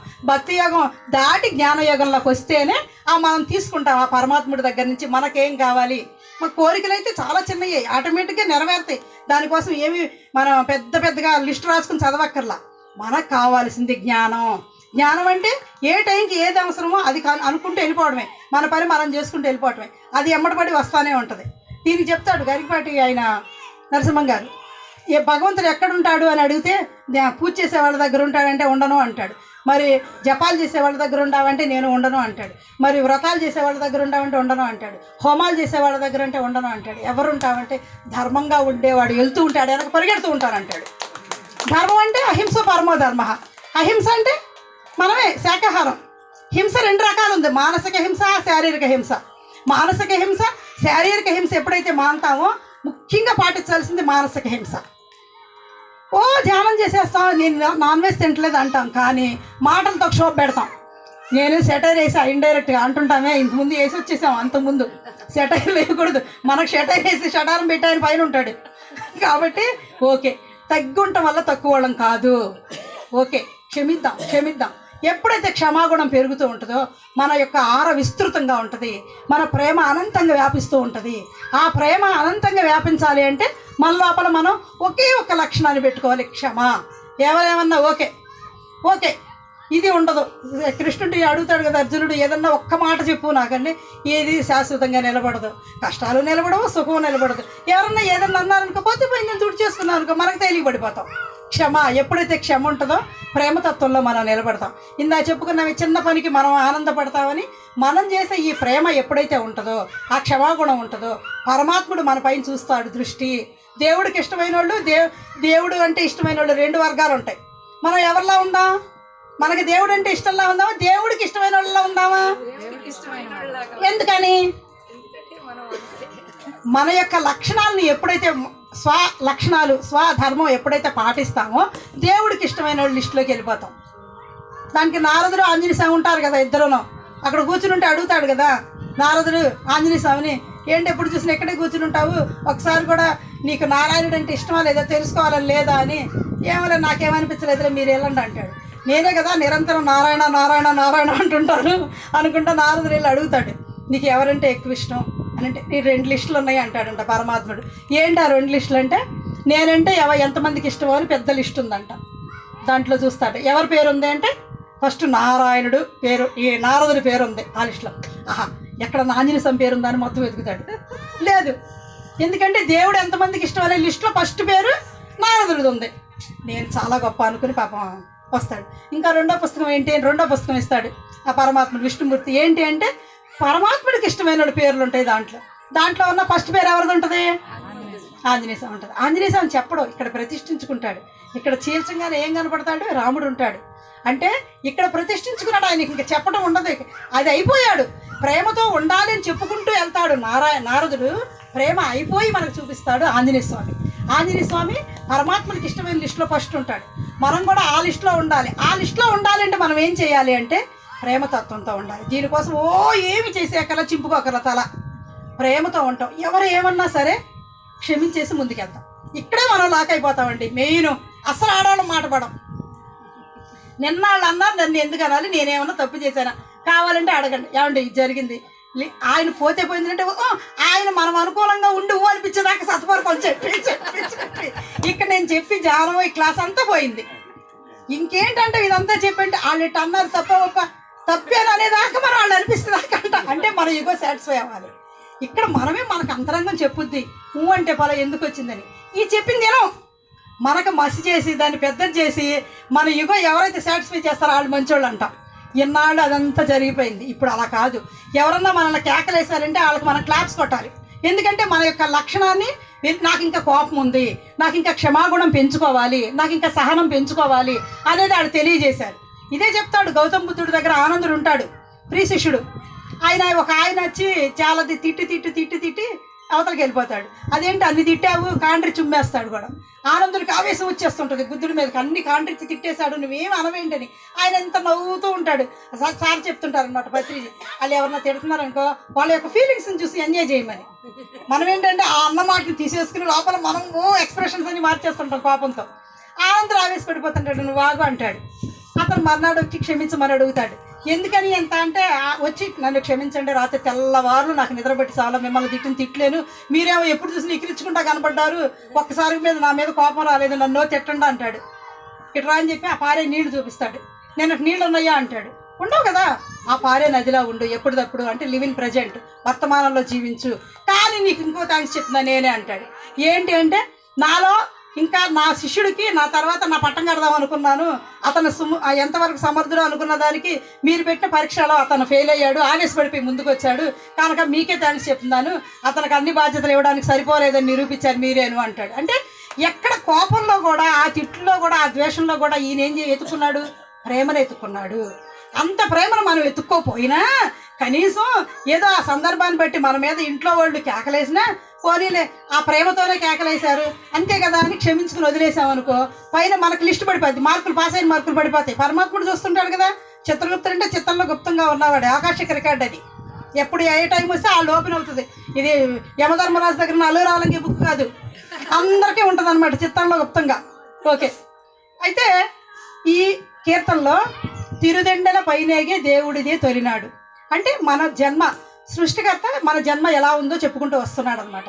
తిరుదెండల పైనేగే దేవుడిదే తొలినాడంటే XY క్రోమోజోముల కలయికతో మనం 30 కోట్ల శుక్రకణాలు పరిగెట్టుకుంటూ ట్రావెల్ చేస్తే ఒక కణం తల్లి గర్భంలో చేరి ఆ తల్లి పిండం రూపంలో ఏర్పడతాకి కారణమవుతుంది. అంటే అక్కడ ఈ 30 కోట్ల శుక్రకణాలు బయలుదేరితే ఒక్కటే చేరింది, అక్కడి నుంచే పరుగు మనది స్టార్ట్ అయిందే, ఆ ఒకటి వచ్చి చేరిందే అంటే అక్కడ విజయం సంపాదించామా, అలా వచ్చాం. అక్కడి నుంచే విజయంతో పరిగెడతాకి వస్తాం. ఇప్పుడు ఎంతమంది ఇలా వచ్చాం, భూమి మీద జన్మలు తీసుకుంటున్నాం, కానీ ఇక్కడికి వచ్చేటప్పటికి ఎంతమందికి వచ్చామో నిలబడ్డాం. మన బంధంలో మొత్తం మీద లెక్కేస్తే 300 మంది ఉంటారేమో ధ్యానులు పక్కాగా క్లాసులకి వస్తాకి. వాళ్ళందరికీ మనం చెప్పాం. అంటే ఈ ట్రావెల్ చేసే వాళ్ళు ఉన్నారే, ఈ 30 కోట్ల శుక్రకణాలు బయలుదేరినప్పుడు ఎన్ని మధ్యలో పడిపోయి చచ్చిపోయినాయి చూసారా, ఇట్లాగే జనం మనం కూడా అన్ని జన్మలు దాటి ఇప్పటికి వచ్చాం, ఇక్కడికి వచ్చి నిలబడగలిగాం. ఇక్కడ కూడా నిలబడ్డా ఎంతమంది ఆ పరమాత్ముడు చేరుకుంటారనేది ఎవరికీ తెలియదు. అలా ట్రావెల్ చేస్తూ వచ్చింది తొలినాడు అంటే అలా ఏర్పడింది ఈ పిండం లోపల. తిరుదెండల పైనేగే దేవుడిదే తొలినాడు అంటే మనం ఎలా ఏర్పడ్డాము కడుపులో, ఆ తల్లి తండ్రి నుంచి బీజం నుంచి వచ్చిన ఆ పిండం ఏర్పడింది. ఆ తర్వాత రెండోది ఏంటి, రెండో లైను, తిరుదెండల పైనేగే దేవుడిదే తొలినాడు సిరిలా రెండవ నాడు శేషుని మీద అంటే శేషుని మీద ఊరేగింపు. తిరువీధుల్లో శ్రీవారిని ఎందుకు ఊరేగిస్తున్నారు అంటే దాని యొక్క అప్పుడు మన యొక్క పుట్టుక ఎలా వచ్చింది అనేది తెలియచెప్పడానికి జ్ఞానకోణంలో యోగ భాష్యంలో చెప్పుకునే అర్థం అనమాట. అంటే శేషుడు అంటే ఇక్కడ అర్థం ఏంటంటే కాలము. శేషుడు అంటే కాలం, ఆ కాలం స్టార్ట్ అయింది, భూమి మీదకి వచ్చాం కానీ కాలం ఏమవుతుంది, మొదలు పుట్టాడు అని మనం ఏం చేస్తాం, పండగ చేసుకుంటాం. కానీ ఆ పుట్టినప్పుడే నువ్వు వెళ్ళిపోయేది కూడా రాసేసి ఉంటుంది అంతే కదా. భూమి మీదకి వచ్చేటప్పుడు మనం ఎన్ని శ్వాసలతో భూమి మీదకి వస్తున్నాము అనేది పైనుంచి డిజైన్ చేసుకుని వస్తాము. ఆ శ్వాసలు ఇన్ని అక్కడ లెక్కలు ఉండవు కదా, కొలమానం ఉండదు కదా, క్యాలెండర్లు సంవత్సరాల పేర్లు అవి ఉండవు. ఇన్ని శ్వాసలతో భూమి మీదకి వచ్చి జన్మ తీసుకుంటాము అని వస్తాం. ఇక్కడికి వచ్చి ఏం చేస్తాం, అన్ని శ్వాసల్ని మనం అతిగా ఆవేశపడిపోయి ఉన్న శ్వాసలని తగ్గించుకుంటాం. దానివల్ల ఏమవుతుంది, మన యొక్క ఆయు ప్రమాణం తగ్గిపోతుంది. అర్థమవుతుందండి. మనం పైన జన్మ తీసుకొచ్చేటప్పుడు నేను ఇన్ని వేల శ్వాసలు తీసుకుని భూమి మీదకి వస్తాను అని వస్తాం. ఇక్కడ ఏం చేస్తాం, ధ్యానం చేస్తే ఆయుష్ పెరుగుతుంది. ఎందుకు అన్నారు, ధ్యానం ఎప్పుడైతే చేస్తామో స్థిమితం అవుతాం. స్థిమితం అయినప్పుడు ఆవేశపడిపోతే మన శ్వాసలు ఎక్కువ అయిపోతాయి. మీరు గమనించారో లేదో, మనకి ఇంతకుముందు ఎప్పుడన్నా పోట్లాడంటాం కదా, పోట్లాట లేకుండా ఎవరు ఉండవు. పోట్లాడుకున్నావా లేదా ఇంట్లో అందరం, అమ్మ కూతుళ్ళు, అక్క చెల్లెళ్ళు, అత్త కోడళ్ళు, మామ కోళ్ళు, భార్య భర్తలు పోట్లాడుకుంటావా లేదా. ఆ పోట్లాడుకున్నప్పుడు ఆవేశపడిపోయినప్పుడు మన శ్వాస ఎలా ఉందో మీరు గమనించారా ఎలా ఉంటుంది, ఎక్కువ తీసుకుని గుండె చప్పుడు మనకి వినపడుతుంది. మన శ్వాసను ఎక్కువ పెట్టేస్తున్నాం, ఖర్చు మినిమం మన శ్వాసను 15 తీసుకుంటాం. అదే ధ్యానం చేసి ఆ శ్వాసల్ని తగ్గించుకుంటూ ఎప్పుడైతే వెళ్తామో, శ్వాస మీద ధ్యాస పెట్టుకుంటూ ధ్యాన సాధనలో స్థితమవుతామో, ఇందాకన్నా కోనేటి రాయుడు, ఆ కోనేరు ఎంత నిశ్చలంగా ఉంటుందో మనం కూడా ఆ నిశ్చల స్థితికి ఎప్పుడైతే వెళ్తామో ఆ శ్వాసలన్నీ కూడా తగ్గిపోతూ ఉంటుంది మెల్లగా. మనకే డౌట్ వస్తుంది, అసలు ధ్యానం చేస్తున్నావా లేదా, శ్వాస మీద ధ్యాస పెడుతున్నావా లేదని మళ్ళీ లాక్కొచ్చి ఆలోచిస్తాం గబుక్కుని. అంటే ఆ అతీతమైన ఆ శూన్య స్థితికి వెళ్ళిపోతాం. అప్పుడు ఇంక అక్కడ శ్వాసలు కూడా మనం ఉండదు. శ్వాసలు కూడా దాటి ఈ అనుభవాలు ఎన్ని అయిపోయి ఒక వెలుగు, ఈ మాస్టర్స్ మెసేజ్లు ఇవన్నీ దాటుకుని అవతలకి వెళ్తే ఒక నిశ్చల స్థితి వచ్చేస్తుంది, శూన్య స్థితి. అప్పుడు అక్కడ శ్వాస ఉండదు, చాలా తక్కువైపోద్ది శ్వాస. 15 శ్వాసల నుంచి 10 శ్వాసలకు కానీ వస్తే కనుక మన కౌంటింగ్ నిమిషానికి మన లోపల ఈ నాడీ మండల శుద్ధి జరుగుతుంది. అది 5 శ్వాసల్లో కానీ వస్తే ఈ 10 శ్వాసలకు వచ్చినప్పుడే మళ్ళీ ఏం జరుగుతుంటుందో మనకు తెలిసిపోతుంటుందంట. నాడీ మండల శుద్ధి అయిపోయిన తర్వాత ఈ 10 శ్వాసలకు రావడానికి చాలా కష్టం. ఎప్పుడు ఎక్కువ కొంచెం కూడా మాట్లాడుకోకుండా, అతిగా ఆవేశపడుకోకుండా ఆ శ్వాసలన్నీ స్టోర్ చేసుకుని ధ్యానంలో ఎక్కడ ఎవరి మీద ఈర్ష్య, ద్వేషం, అసూయ లేకుండా సాధనలో ఎప్పుడు మనిషి ఒక రకమైన అతీతమైన స్థితి ఆనందంగా ఉంటూ తన పని తాను చేసుకుంటూ చాలా తక్కువ అవసరమైతేనే తప్ప మాట్లాడితే అలా ఉంటే అది సాధ్యం అవుతుంది. చాలా కష్టం శ్వాసలు తక్కువ రావడం. బిగబెట్టుకుని ఆపేసుకుంటాం వేరు, మన శ్వాసక్రియ పరిణామ క్రమంలో శ్వాసలు తక్కువ తీసుకుంటాం వేరు. ఎప్పుడైతే 10 శ్వాసలకు వచ్చిందో జగ్గి వాసుదేవ్ సార్ చెప్తారు ఈసా ఫౌండేషన్, 10 శ్వాసలకు వచ్చినప్పుడు నీలో ఏం జరుగుతుందో తెలిసిపోతూ ఉంటుంది. నీ లోపల ఎక్కడ శరీరంలో రుగ్మత వచ్చింది, ఎక్కడ ఏం తేడా ఉంది, ఆ డిసీజ్ ఎక్కడ ఉందో అదంతా తెలిసిపోద్దంట. ఆ 10 శ్వాసల నుంచి 8 శ్వాసలకు వచ్చేటప్పటికి హీలింగ్ చేసుకునే స్థితి అన్ని కూడా వచ్చేస్తుంది. అక్కడికే బయట ఏం జరుగుతుందో పంచభూతాలతో కనెక్ట్ అవుతుందో తెలిసిపోద్దంట. 5 శ్వాసలకు వస్తే విశ్వంలో మొత్తం ఏముందో మొత్తం తెలిసిపోద్దంట, ఏం జరగబోతుందో. 5 శ్వాసలకు వస్తే ఇక్కడ మాట్లాడం మనం పూర్తిగా ఇక సమాధి స్టేట్లోనే ఉంటాం. ఇక యోగులు ఆ సాధనతో ఆ శ్వాసని వాళ్ళు కొంతమంది కుంభకం, రేచకం, పూరకం అని ఆ శ్వాస అభ్యాసం చేసి సాధించే వాళ్ళు ఉన్నారు. మందేంటంటే సులువైన మార్గం, శ్వాస మీద ధ్యాస, సహజంగా సరళంగా జరిగే శ్వాసనే గమనిస్తూ ఆ శ్వాసను కౌంట్ తక్కువ చేసుకుంటాం. దీనికి మనం యోగుల్లాగా కఠోర సాధనలు కాకుండా అతిగా ఆవేశపడతాం లాంటివి తగ్గించుకుంటే మెల్లగా వస్తాం. 5 శ్వాసలకు రాకపోయినా కనీసం 10 శ్వాసల్లో మనం స్థితం అవ్వాలి. ఈ 10 శ్వాసల్లో స్థితం అవడానికే చాలా సాధన, చాలా ప్రేమగా, ఎక్కువ ఇంట్లో ఏమాత్రం వాళ్ళు ఎవరనేది మనకు అనవసరం. ఆ విషయం మనం తీసుకోకుండా ఉంటే మనకు రాదు కదా కోపం. కోపాలు, ఆర్షడ్ వర్గాలు ఎలా వస్తాయి, ఆనందం కూడా ఉంది కదా లోపల. దీన్ని పైకి తీస్తే అవన్నీ తగ్గిపోతాయి. ఎప్పుడైతే ఆ స్థితికి వెళ్తామో ఆ 10 శ్వాసల స్థితికి కానీ మనం మెయింటైన్ చేస్తే మన ఆయుష్ పెరుగుద్ది. ఎందుకంటే అదిగా ఆవేశపడం కదా. ఎగ్జాంపుల్ మన కుక్క ఉంది, కుక్క ఎలా తీసుకుంటుందో శ్వాస చూసారా, గమనించారా? ఎలా తీసుకుంటుంది? ముక్కుతో సరిపోద్ది దానికి, ఎందుకంటే అది మొరుగుద్ది కదా. బోబో అని మొరిగేటప్పటికి అది సొంగ కూర్చుని ఆ మొరుగు వచ్చేసి కూర్చుని అని నాలుగుతో సహా తీసుకుంటుంది, నోటితో సహా. అప్పుడు కానీ దానికి ప్రాణస్థితం అవుతుంది. అందుకే దానికి ఆయుష్ 10-12 ఏళ్ళకి వెళ్ళిపోద్ది పైకి. దానికి అతిగా ఆవేశపడిపోద్ది, ఎందుకంటే దాని జన్మలో అది తెచ్చుకున్న లైఫ్ డిజైన్ అంతే. మనం కూడా ఆవేశపడితే మన శ్వాసలన్నీ ఖర్చు అయిపోతాయి. అలా ఆవేశపడకుండా స్థితం అయ్యి ప్రశాంతంగా ఎప్పుడైతే ఉంటామో మన శ్వాసలు మనం కౌంట్ పెంచుకుంటాం, అప్పుడు ఆయుష్ పెరుగుతుంది. ఈ ధ్యానం చేయడం వల్ల ఆయుష్ పెరిగిందంటే ఆ మూలార్థం అది. కాలం అంటే ఆ కాలాన్ని ఆ కాలం చేతులకు మనం వెళ్లకుండా ఆ కాలం మీద మనం ఉంటూ ఎలా ఉన్నామో తెలుసుకుంటూ ఉంటాకి కాలం స్టార్ట్ అయింది. ఆ పోయే రోజు కూడా ఏంటో ఈ పుట్టినప్పుడు దాంట్లోనే డిజైన్ అయిపోయి ఉంటుంది. మనం పుట్టిందని పండగ చేసుకుంటున్నాం, ఆ తెచ్చుకున్న కౌంట్లో శ్వాసల్లో కొంచెం తగ్గిపోతుంది. దీన్నే అంటాడు నీ పుట్టుకలోనే నీ మరణం కూడా నిక్షిప్తం అయ్యింది అని. మనం అది తెలుసుకోం. మనం పెరుగుతున్నాడు కదా ఆనందిస్తున్నాం, ఆయుష్లో తగ్గుతుంది కదా అనుకుంటాడంట పైన. అంటే కాలం మీద మనం ఉండాలి, కాలం చేతిలో కాకుండా. ఆ తర్వాత మురిపేన 3వ నాడు ముత్యాల పందిరి క్రింద. ఇక అలా పెరిగి పెద్దవాడు అవుతాడు, టీనేజ్ వస్తుంది. ఆ టీనేజ్ వచ్చేటప్పటికి ఇక జ్ఞానం ఎక్కడెక్కడ ఉంది మొత్తం తెలుసుకోవాలి. ముత్యాలు ఏరుకున్నట్టు ఏరుకోవాలి జ్ఞానం. ఏ గురువుల దగ్గర ఏ జ్ఞానం ఉంది, ఏ బుక్లో ఏ జ్ఞానం ఉంది, ఎవరి దగ్గర ఏం తెలుసుకుంటున్నాం, ఎవరి దగ్గర అంతే తప్ప ఈ టీనేజ్లో గన పాడైపోతే లైఫ్ అంతా స్పాయిలే. ఫస్ట్ 25 సంవత్సరాల్లో ఎంత అద్భుతంగా, ఎంత క్రమశిక్షణ, ఎంత పద్ధతిగా చెప్పినట్టుకు తల్లిదండ్రులు ఆ నెరవేరుస్తామో తర్వాత వచ్చి ఆ 75 సంవత్సరాలు కాలు మీద కాలు వేసుకుని బతుకుతాం. లేదు ఈ 25 సంవత్సరాలని దుర్భరం చేసుకుంటే ఎంజాయ్ చేసేసి ఆ 75 సంవత్సరాలు ఏడుస్తూ ఉండాలి. అందుకే పెద్దోళ్ళు ఎప్పుడు కూడా ఫస్ట్ బాగా నీ బాధ్యతలు నువ్వు చేయి, నువ్వు ఇచ్చిన చదువు నువ్వు చదువుకో అంటారు. ఆ చదువు అంటే పుస్తకాల్లో ఉన్నదే కాదు, నీ జీవితం కూడా జీవించడానికి సరిపడా చదువు కూడా చదువుకోవాలి. చావులేని చదువులు కూడా చదువుకోమని చెప్తాడు యోగి వేమన. అంటే నువ్వు తెలుసుకో ఆధ్యాత్మిక విద్య. ఈ ముత్యాల పందిరంటే అన్ని గురువుల దగ్గర అన్ని పుస్తకాల్లో ఎక్కడెక్కడ ఏముంది ఎవరు మంచి మాటలు చెప్పారు అన్నీ కూడా మనం ఇక్కడ నిక్షిప్తం చేసుకోవాలి, స్టోర్ చేసుకోవాలి. ఈ యవ్వన స్థితిలోకి వచ్చేటప్పటికే అదంతా కూడా సేకరించాలి జ్ఞానాన్ని. ఆ తర్వాత పొరి 4వ నాడు పువ్వు కోవెలలోను అంటే 4వ రోజు 4వ ఊరేగింపు. 4వ ఊరేగింపులోకి వచ్చేటప్పటికి అక్కడ వివాహం చేసుకుని ఎంతో హాయిగా సంసారం ఆనందంగా, అంతేగాని 40 ఏళ్ళు వచ్చిన పెళ్లిళ్ళు చేసుకోకుండా ఉంటే మళ్ళీ అక్కడ మనం పరమాత్ముడు ఏ పని ఆ టైంకి చేయలేదని అన్నమయ్యకి వచ్చి పెళ్లి చేశాడో లేదా శ్రీవారు అంటే ఆ టైంకి అది అవ్వాలనే కదా. వద్దు నాకు వైరాగ్యం అంటే అదే కాదని ఇది కూడా కావాలి అన్నాడు. అంటే మనకి ఈ జ్ఞానాన్ని స్టోర్ చేసుకుని ఇక్కడ దాసేసుకుని ఆ తర్వాత జరిగే స్టెప్లో వివాహం చేసుకుని ఆ వివాహ బంధంలో చక్క పిల్లలు తల్లిదండ్రులతో ఆనందంగా అంత హ్యాపీ వివాహ లైఫ్ని కూడా ఆనందంగా అనుభవించేసి మళ్ళీ దాంట్లోనే రొచ్చు పడకుండా ఆ తర్వాత గ్రక్కన 5వ నాడు గరుడుని మీద ఇక అయిపోయింది వివాహం అయిపోయి బాధ్యతలు చాలా వరకు పిల్లలు పెద్దోళ్ళు అయ్యారు, వాళ్ళు కూడా సెటిల్ అయిపోతారు, పెళ్ళిళ్ళు చేశారు, ఇక అయిపోయింది.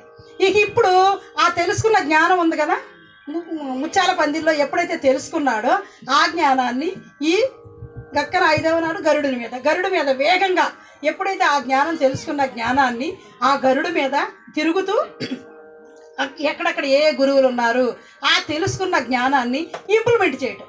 మనం తెలుసుకున్నాం, అప్పుడు ధ్యాన సాధనలు చేయలే, తెలుసుకుని అక్కడ పెట్టుకున్నాం, స్టోర్ చేసుకున్నాం ఇక్కడ ఆ జ్ఞానం ఎక్కడెక్కడ ఏమే ఉంది అని.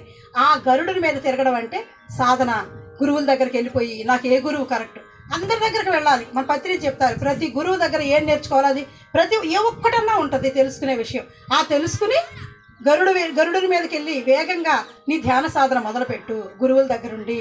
ఆ తర్వాత ఎక్కిన 6వ నాడు ఏనుగు మీద ఎప్పుడైతే ధ్యానం చేశామో ఆ ధ్యానం తెలుసుకున్నాం కదా ఫస్ట్ అంతా జ్ఞానము ఆ ఏనుగు మీద ఎక్కడం అంటే ఆ ధ్యాన స్థాతంలో ఆనందంగా ఆ ఆత్మానుభూతిని పంచుకుంటాం. ఆ స్థితులన్నీ కూడా ఎక్కడం.